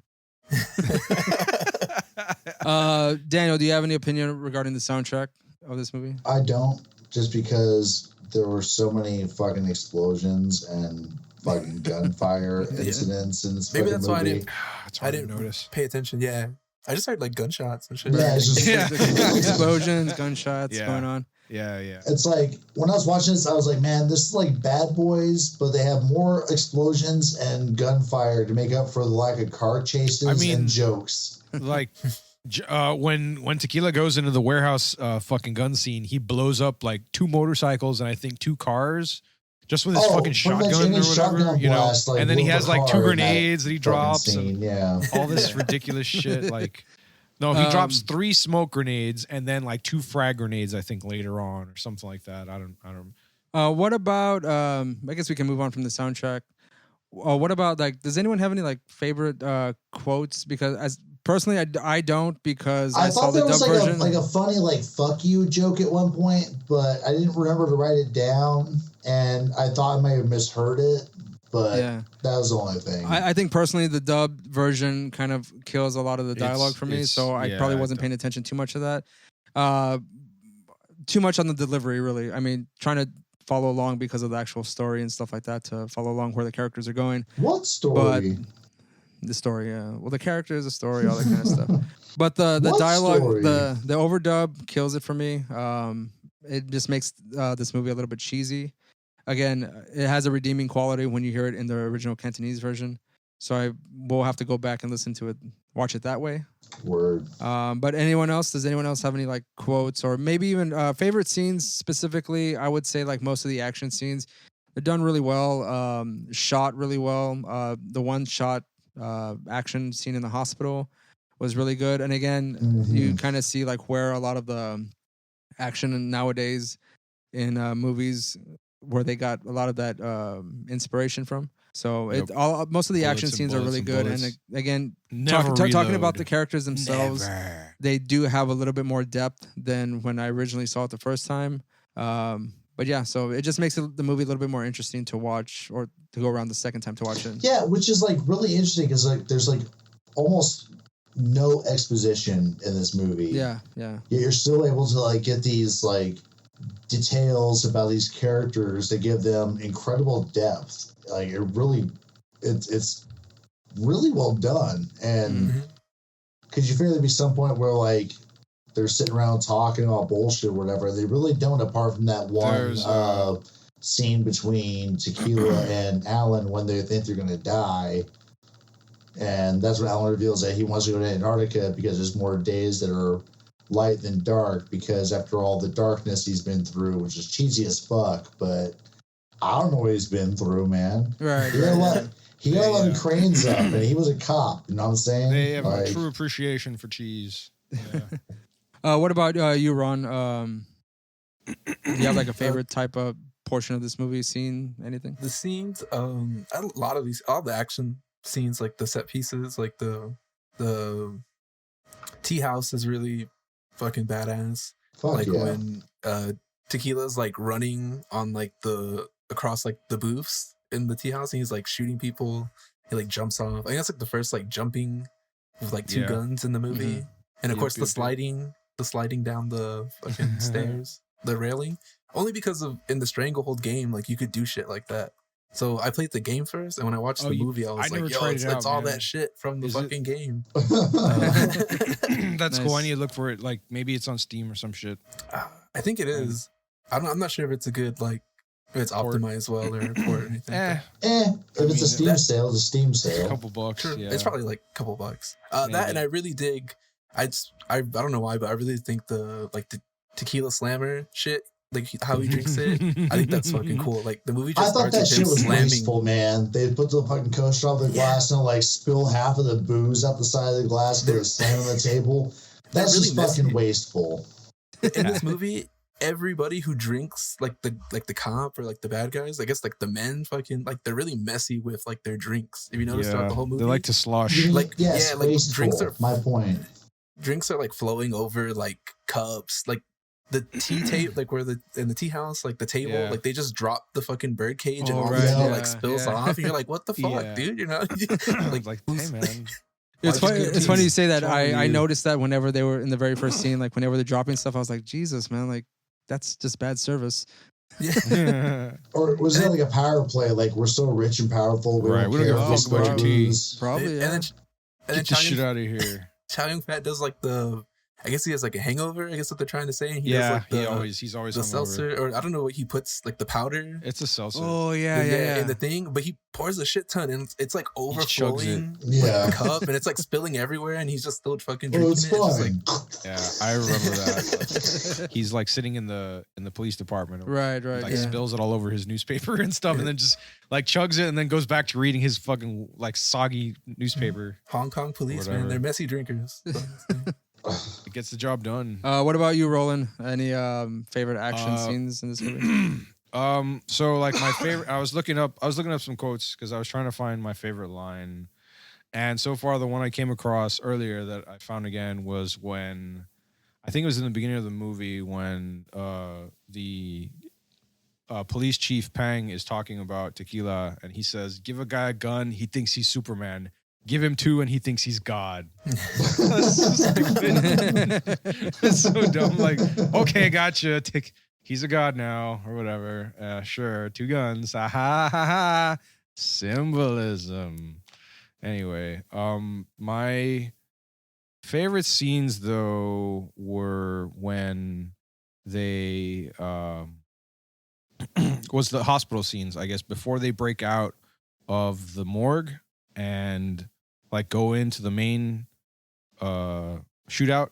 Like the morgue, I thought it was really funny. When they like, shot out of the fucking cadaver beds when they shot out on the gurneys, that shit is awesome. I forgot all they about shot out on the that. gurneys and they're like sliding around, shooting people and shit, and like this all happens within like 2 seconds, whatever. Yep. And they just like shoot out of there like cannons or whatever, and like smooth criminals with fucking their gun ballet or whatever going on. I thought that was I thought it was funny, but like also really fucking cool in like the cheesiest way. I mean, like aside from everything we've already spoken about, like that is my main. That's the one favorite, I guess, moment that I have. I did think. I mean, obviously, I don't know if you'd mentioned this or not. Like the scene with the baby, where like his fucking leg is on fire and he's trying to get out from this burning building or whatever, and like the baby takes a piss down his leg and puts out the fire. That was funny. Yeah. I don't know if you remember, Ray, but we were watching this, and like when he escapes, like he gets over to the cops, and like I was just like, oh yeah, this totally isn't my piss on my pants, guys. This was the baby. Like it did this to me, and like it also took a shit in my pants too. Like I don't know where that came from. That wasn't me, guys. Actually, Roland, like about that, I was like waiting at the end of the movie for like I'm gonna go to him like. It's like, do you smell that? It smells like is that baby shit? No. Like it's adult shit. No, it's man shit that the baby put in my pants. Yeah. The little bastard. The other scene I thought was I mean, I thought obviously that was pretty funny, but like also when they were actually lowering the babies in their cribs out of the dude, I was waiting for the building to get blown up. I really like was. Yeah, I was waiting for one of them to fall, and then at one point, like one of the cops is actually like holding on to the baby. He gets shot, and I'm like, oh, that's it. He's gonna drop. The baby's going with him, and like he just like passes the baby down calmly or whatever, like to the next cop down, and then like he's sort of like. I don't remember if he like slouches on the rope where he's hanging, or like if they lower him and like he sits down or something. I think he slouched on the rope like mid hang or whatever, but like it just looked really goofy, and like it could have gotten so much worse better, but it didn't, unfortunately. But I still thought that was kind of funny when they were doing that, because that was like that scene was kind of like kind of pointless. Like, I mean, like, okay, he got shot. Like, what were you going for? Some tension in there? Like, I don't understand. I was gonna say, I love how they had the extra Kevlar vest somehow to put over, or did they take their own vest off to put over the babies at one point? Like, Ray, I was okay. One more scene that I was thinking of, and I'm probably taking all the good ones that are left here at this point. I don't care. Ray, like, and I remember this because when we were watching, it was just like, what an idiot. Like, okay. So like again, when they're in the hospital scene and one of the mobsters comes up to the room with all the babies in, and Tequila's girly girl is in there, and Oh, the slap scene. Yes. So like the mobster shoots the guard that was with her. She gets the guard's gun, and like as the mobster's running up to her, you know, I don't really know what happens, but she basically catches him like point blank unawares, and like so he freezes, and she's just pointing the gun at him, right? And then he just slaps her. He's like, "Ooh, you bitch," slaps her, and then she's just like, "What?" And fucking just shoots him point blank. She puts fucking 4 bullets into his ass. Yeah, she's a cop. She's a so cop fucking too, man. funny. Yeah. And so like I'm not sure. Like I think she looks kind of more surprised than angry, and then she just fucking shoots him. It takes an average of 23 bullets to kill a human person. That's what I learned from this movie. Yeah, she emptied both clips without reloading once. It was fucking hilarious. Your bullets don't ever end in this movie, you know. Funny. Nope. Nobody reloads. It's a rule. Yeah, I didn't see anyone reload. At least I don't recall anyone reloading. But I think they did it like between scenes when they were having when they had dialogue. Like, oh yeah, like how you doing? Like, oh yeah, me too. I'm doing great. Okay, back to shooting. You know, like. Oh, and also the only other reload moments were like when Main Goon was putting in grenades into his fucking machine gun. Oh yes, yeah. That's right. He has a grenade launcher on there. Oh yeah, like single shot. That is like the quasi Terminator fucking single shot. Oh god damn it! Hey Ray. Okay, so this was I needed to I needed to remind I looked up the scene. Remember when we were watching and like we thought that originally the scene where is it Pang or sorry not Pang Alan comes into the hospital to kill Tequila's buddy. Like the one that they were using as an informant. Yeah. And he brings it in that box of roses, right? And we're like, that's fucking Terminator 2. Yeah, breaks Terminator, So as it turns out, like they were completely independent of each other. I don't know if it's to be believed, but like that particular, like I found a quote or didn't they come out the same fucking year too? Terminator 2 came out in 91. 91? No, I thought it was like 94. It was probably 92, 91. It's like that. So like it came out. Hard Boiled came out. I believe it came. I thought it came out not too long after. I'm not sure, but like apparently that particular like scene prop or whatever, like they're completely independent of each other. Okay. So I just thought that was super fucking interesting. Because yeah, that actually was really fucking cool. That is a really cool fucking like. Like I don't know, like a fucking framing device for their goddamn. Oh, okay. It came out the year before. Okay. Yeah, 91. Hard Boiled came out. Terminator came out first, 91? Yeah, 91, July 3rd. So actually, Terminator 2. Terminator 2. Anniversary for Terminator 2. Friday, Terminator 2. Friday, what is that, like it's the 3rd, yeah. 29th anniversary? That fucking box of flowers is only used in Terminator 2, right? It wasn't in the first one. Mm-hmm. Okay. Because I forget. Like I'm a little loose on the first Terminator. It wasn't my favorite. I mean, like it was better in its own way, but like when I think of that one, I think of that more as like sci-fi horror almost than like just action like Terminator 2. T2 is just badass. Oh yeah, no, they're fucking. The first two, the one sequel to rule them all. The only not. Yeah, actually, yeah. I stand by that statement, right? Aliens to aliens. Shit. That's a tough one. That's more. Let's. But we think of that as a trilogy more. I like Alien more, but I know Aliens is another. Aliens is way better. Sequel. Aliens is cool as fuck. Aliens also. I like Aliens too. Aliens is also James Cameron, so yeah. I like that one because like I just love anything that like any kind of like fucking dystopian or like super fucking like futuristic badass plots are all for me. But I think that one is more of a trilogy than like if we're gonna stick to like a flat sequel, you know, Terminator 2 is probably one of the only ones there. Everyone else goes there's a Terminator. There's a Terminator 3. Yes, we will not speak of it. As much as everyone wants to forget about it. Yes, they do. They're like, this will be the last Terminator he'll have to face. Never Terminator mind. 3, Terminator Genesis, Terminator Dark Fate. No, it was Terminator 3, Terminator Salvation, yeah. Terminator and then Genesis, and then Dark Fate. Yeah, Dark Fate. I haven't which seen Dark Fate. Really, Dark Fate wasn't half bad. Like it retcons it, right? It retcons like yes, it retcons all the way back to 2. So 3 never Thanks exists. for spoiling So it. 3 never exists, Salvation never exists, and Genesis never exists. I still have never seen Genesis. Just a little quick the TV series, trivia I about think, what as well. happened when we actually, Sarah myself, Connor Chronicles, Roland, and Brian went to go watch Terminator Dark Fate. When they fucking shot John Connor, fucking, we all started laughing. Oh, we cheered. Hard. Yeah, and laughed. We're like, yes, fuck them. Like, I already love this. Like, they could end the movie right there. And you know what? Like, I'd be cool. All right. Let's go drink, guys. Guess I won't watch it. That happens in the first 2 minutes, 3 minutes of the movie. Yeah, it was great. Wow, that's badass. Yeah. Maybe I'll watch like it. That, but like the dialogue for the rest of the movie is dog shit. Like, no, you know what I mean. Linda Hamilton fucking hated it. Lin- She was glad that they're not going to do anymore. Linda Linda Hamilton was good. Arnold was good too. It was funny. Okay, Arnold was in So there. is this now the 4th movie She was good, about during Hard Boiled? but her lines were horrible. Like, the scenes that they're acting through or like actioning through are great.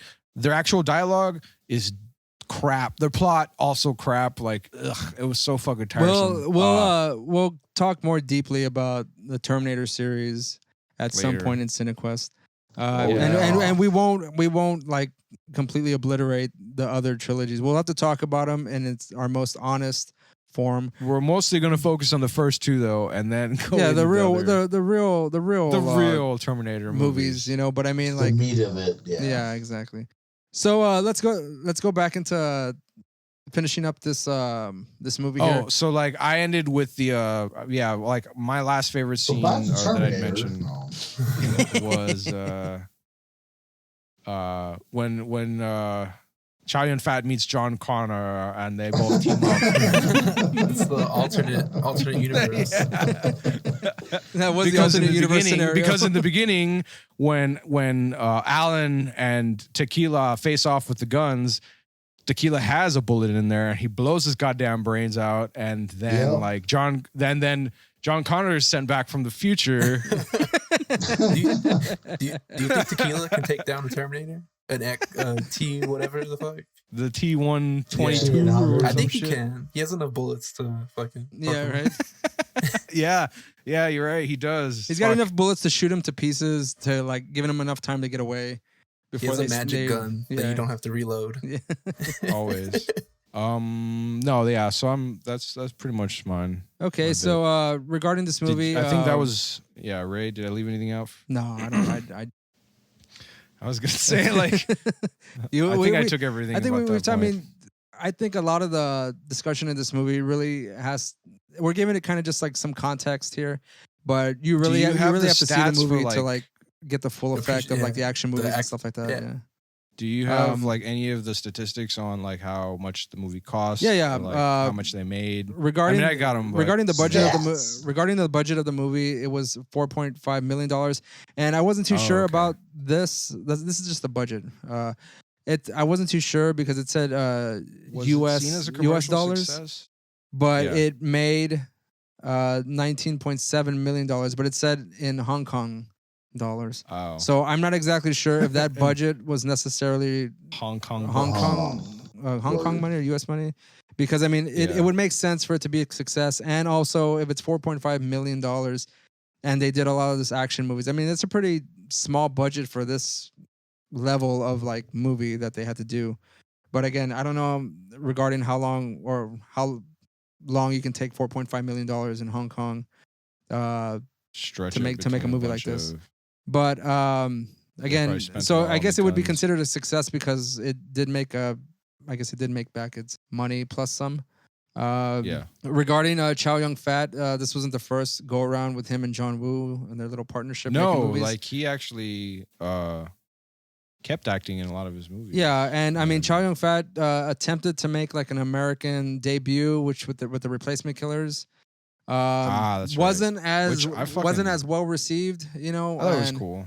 But I mean, people know, most people that have watched movies around this time frame probably don't know the name, but they recognize him because if anyone and everyone saw Crouching Tiger, Hidden Dragon, they saw Chow Yun Fat in that fucking movie. There are others. No, there's plenty of other movies that he came out in, but I would say like the general public would probably know Chow Yun Fat roughly from probably Crouching Tiger, because I think most people going to see Crouching Tiger thought they were going to go see. They went to go see an art movie that was Asian, right. And they kind of had like I think it kind of like boosted everyone's cinema ego a bit, because wow, I really like that movie because it's good. But I mean, there's plenty of other movies back in the Chinese cinema history that are just like that. But it was just kind of like made for a more modern audience, you know. Yeah, a worldwide appeal. Yes, exactly. Like, yeah. International appeal. International appeal. Yes. So it was released in like Cantonese, right? Like I remember, like I was a kid when it came out, but I don't think it had like a English voiceover, right?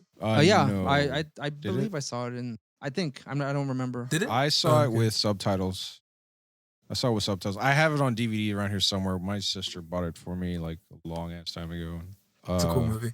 It is. It's a good movie. Didn't it have a sequel though? But he's not in it. No, I'm not too sure. I think it did. Oh, it's a Netflix. It's a Netflix movie, I think. It's the lady. Okay. That's cool. At this point in time, we had everyone was kind of like salivating at the mouth for fucking Jackie Chan and his action movies, you know, because because I mean, awesome. Oh yeah, because they are fucking great. Super Cop, I mean, Rumble in the Bronx, fucking Operation Condor. We should do Rumble in the Bronx. Your master Rumble in the Bronx. Actually, Roland mentioned Ron that we should do Rumble in the Bronx, and I agreed. Yes, we should do fucking Super Cop, or yeah, Super Cop, depending on which version you want to watch. Super Cop's badass. Yeah. Fuck yeah. So regarding again, it was a successful movie, and again, it was probably not. I think what I read that it wasn't one of his, I guess, highly regarded in Hong Kong, but it still made money because it was probably a John Woo movie.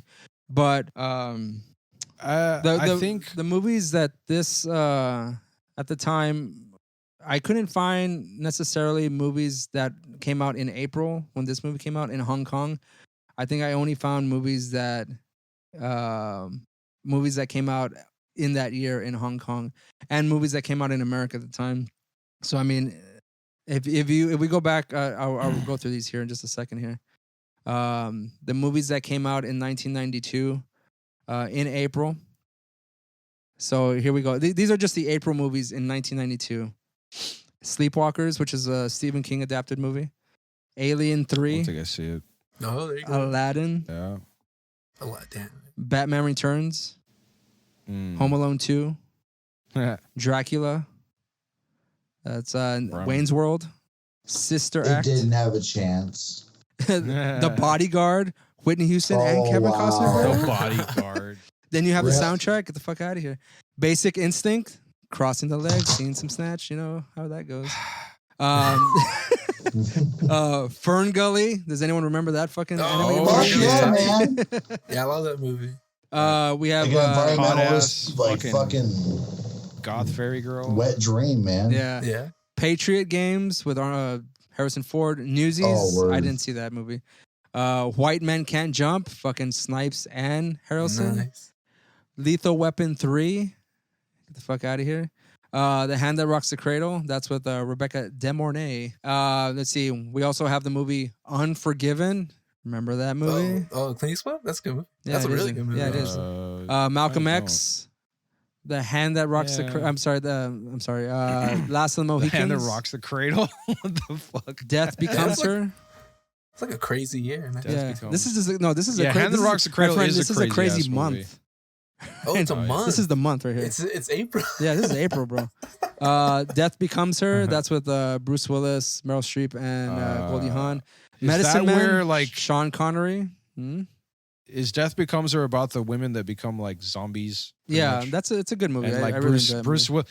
I remember first watching that. And I did not recognize Bruce Willis at all. Oh yeah, because he looks like a fucking nerd. Yeah, to the whole thing. Yeah, he looks like a super fucking. In the movie, he's a pussy. Let me just say huge loser. Huge yeah, he's got that massive comb over, like a little mustache, and like. And then we also have he hunches Juice, his shoulders. With Tupac.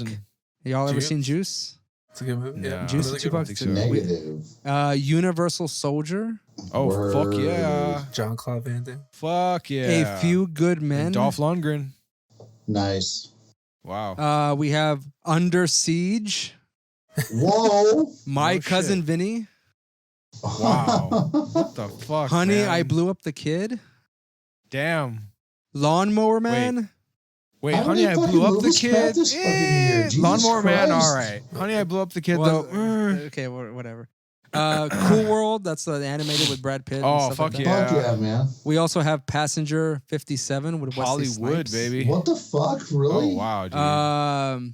Far and Away. That's with fucking homegirl, whatever. Nobody cares. Yeah, it's Tom Cruise and shit. Encino Man. Whoa. The Crying Game. Eh.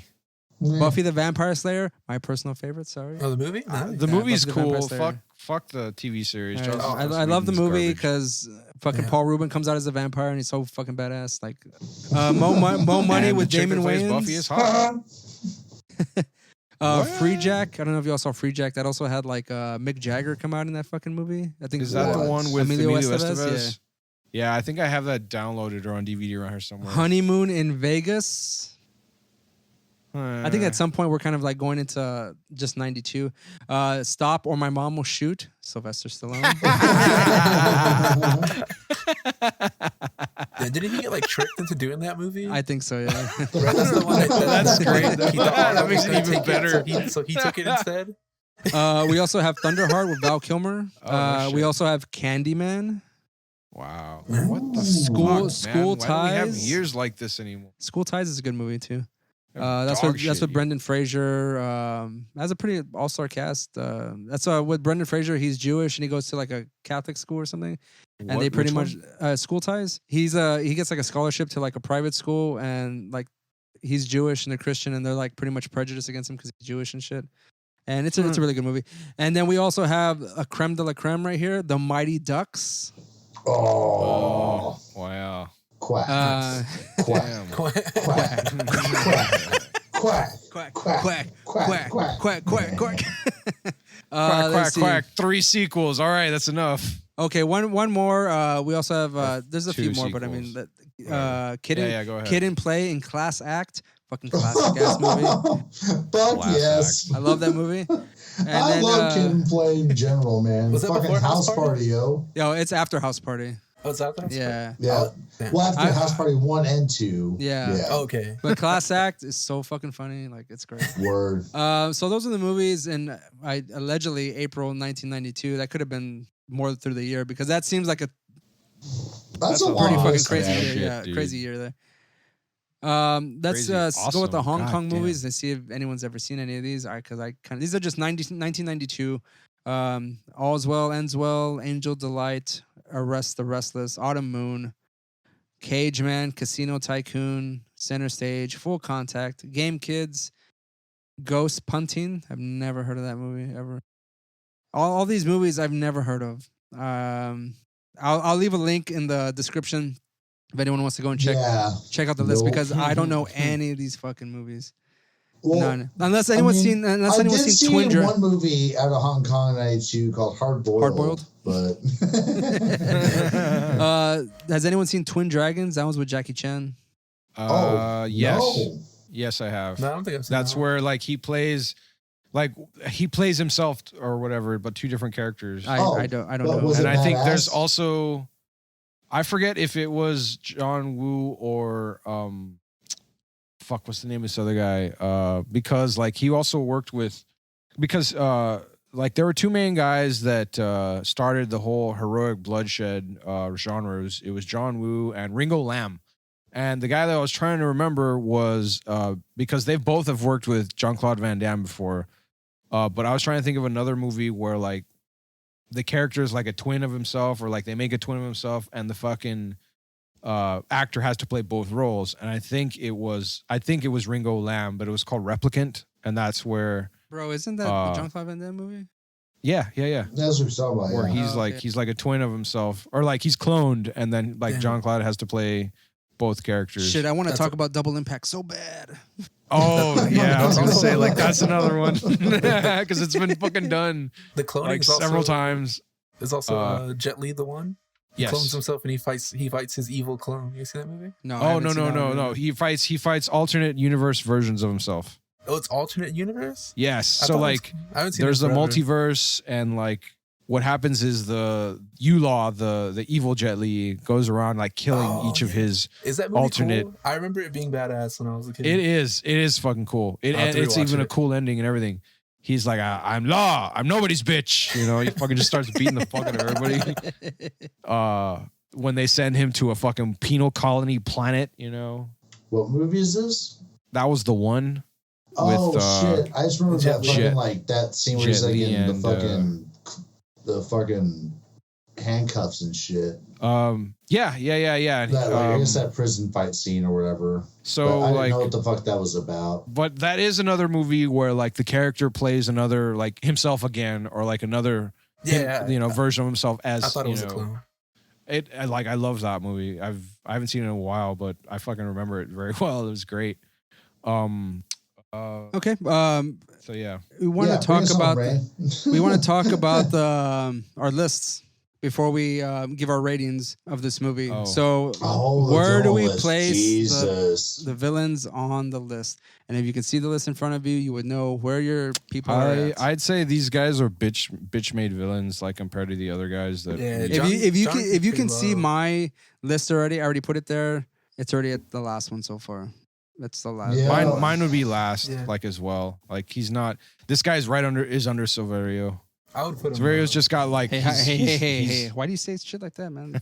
You're acting like you speak for all of us when you say shit like that. He's right below Silverio, motherfucker. Silverio is number 4 for me. All right. He's number 3 on my list. Bitch. I thought we were going with my list though, because my list you say that it's right below Silverio. My list doesn't. We all have suck. our different lists here. You can't be saying shit like that. Yeah. I don't know. I think I could. I think I'm going to. Like, Ron, do you have an opinion based on like what you can see on this list here? Like, where would you put? Based on like the movies that we've gone through. Lopan would be high. That's a thank you, Ron. Right? Little China? Thank you. Yes.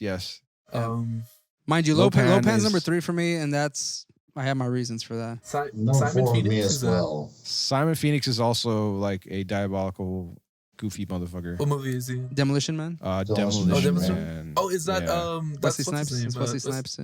Yeah, he's up there too. Yeah, he's badass in Demolition Man. Yeah, he is fucking hilarious. I don't know. But I would put Johnny Wrong. I would put him low because he's like the main villain in this, but Mad Dog's like a way cooler like bad guy. Mm-hmm. Yeah.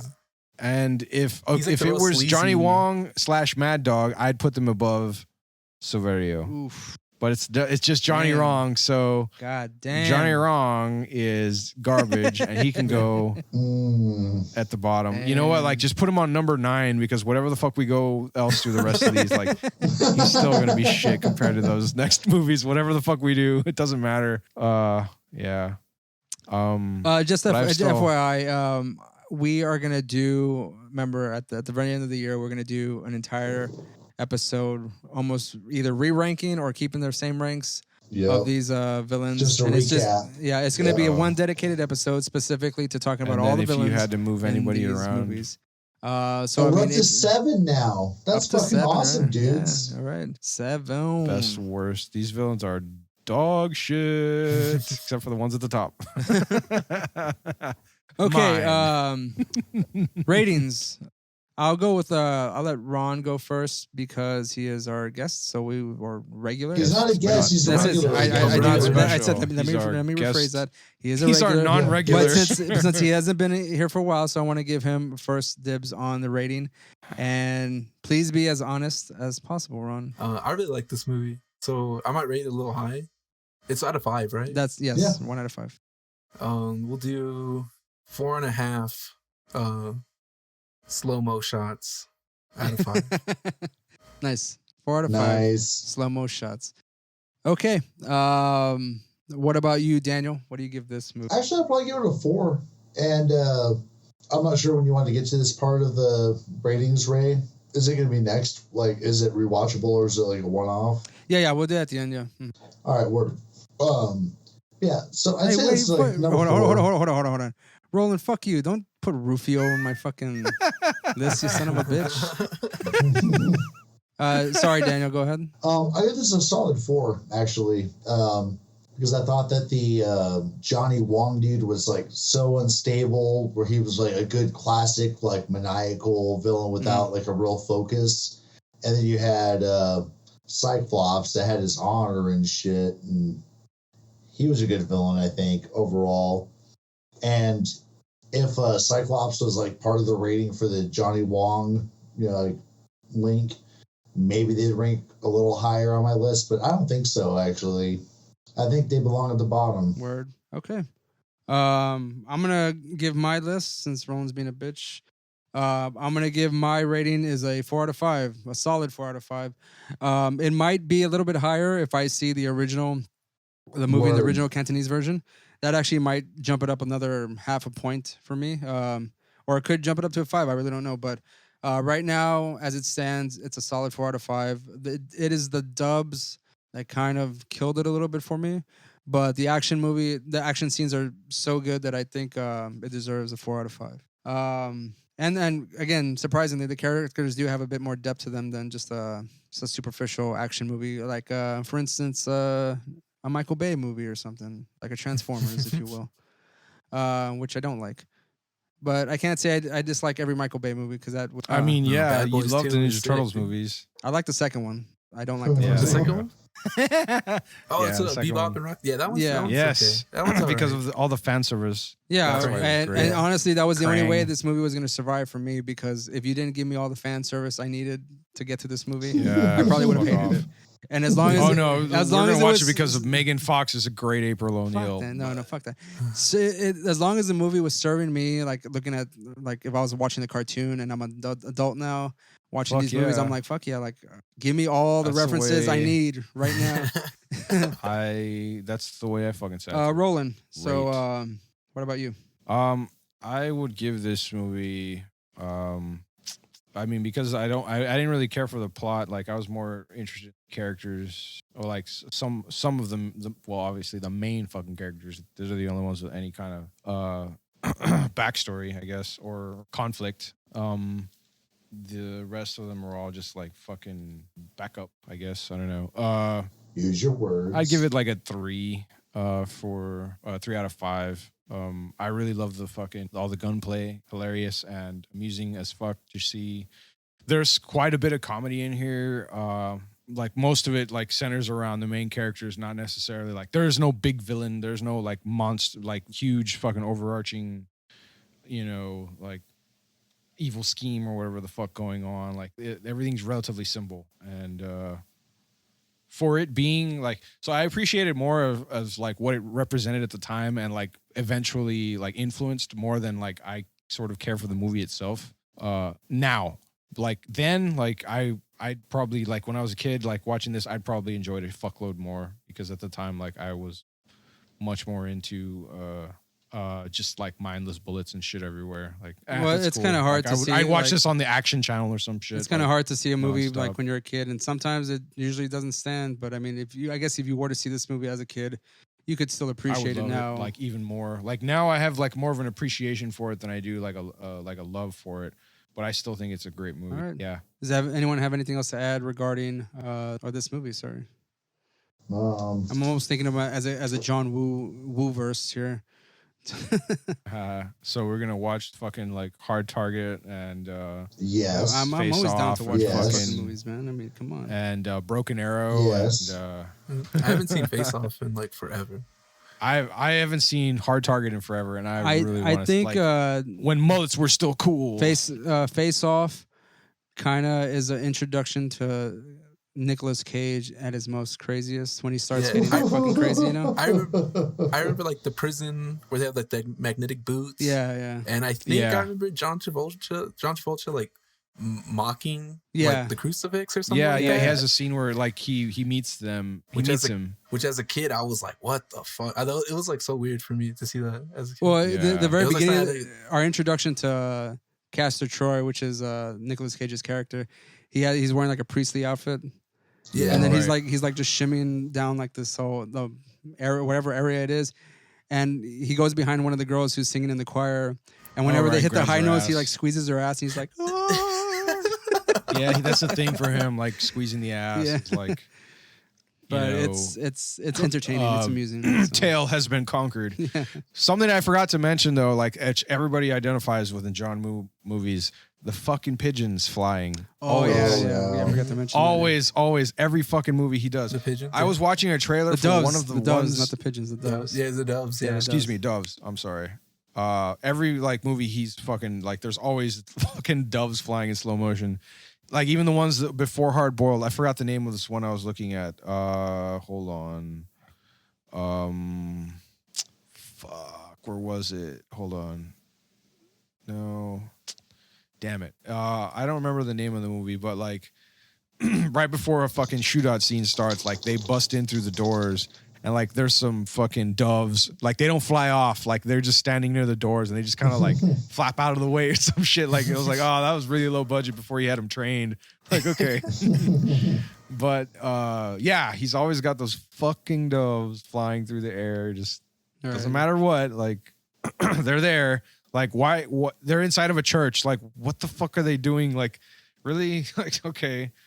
But yeah, that was something I forgot to mention. Again, I'll link a lot of the videos that we referenced or that I referenced when we're going to talk about this movie in the description below, or whenever you're watching on YouTube, or we don't have video, it's just the audio, but there's a lot more of the description down below and the description of the episode itself on Apple Podcasts and stuff like that. So we'll be signing off, but before we go, again, we always have to make a mention. Thank you for listening, anyone who is listening. And again, we did this movie because it was recommended to us by a person that follows us, or I'm not too sure if he listens or not, but follows us on social media. He suggested the movie, and we said, hey, we're going to do it because they asked. So if you have a suggestion, please don't hesitate to suggest it in the comments on Twitter, Facebook, or Instagram. You can direct message us, or you can just leave it in the comments. And follow us on all those social medias if you haven't done so already. And if you want to, also subscribe on Apple Podcasts, follow us on Spotify or Google Podcasts and all that kind of stuff. And again, if you want to support us in any way, you can go to Send us Patreon. To law school. Help us defend Bigfoot. And you can help fund our cryptid law studies by going to Patreon, www.patreon.com/MoQuestStudios. You can give us a little money there. We also have exclusive episodes that you can listen to as well.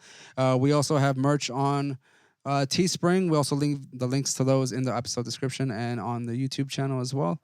We have t-shirts from MoQuest. We have t-shirts from MoQuest Studios, Valley Strange, and Cinekuest Video. So again, if you want to follow us on any of those or support us, please do so. But more so than anything, subscribe to us on podcasts, rate and review us if you can, and tell your friends about us. That's usually the only way we can grow and get more of an audience. And those of you listening to across the pond or down South America, Canada, all that kind of stuff, thank you for listening. Please keep on listening. And thanks for listening. Hopefully Chris was in there somewhere. Yeah, Chris, if you're listening, thanks, Chris. Thanks. Okay, so we're signing off now. My name is Ray, and in Nowhere Man Studios. Oh, this is Elsa, Roland. His name's Elsa. And Pacific Northwest. Nowhere Man Studios. This is Elsa speaking. Yeah, this Pacific Northwest Studios. Oh, this is Daniel. And returning podcast Cinequest person, Ron. You haven't. We don't know the name of your studio, so we can't say your location. So a bunker somewhere. Undisclosed location, keeping safe from the pandemic. Places unknown. I'm like Undertaker. Sounds exotic. Places unknown. Yes. Keeping safe from the pandemic, everyone. Wear your fucking masks, all right? Just fucking do it. Yes. Just fucking do it, please. Yeah. What's the problem? And it's fun. Pretend it's Halloween all the time. Goddamn it! Just wear your goddamn mask. Yeah. Fuck yeah. I still want to get that goddamn Jason Voorhees. Well, if you have a mask. regular medical mask, pretend you're Dr. Giggles or something. Oh fuck yeah! I hope you use protection. All right. Come on. That's it for us. We'll see you next time. Reanimator coming up next. Oh, yeah. Trilogy. New trilogy. See ya. Later.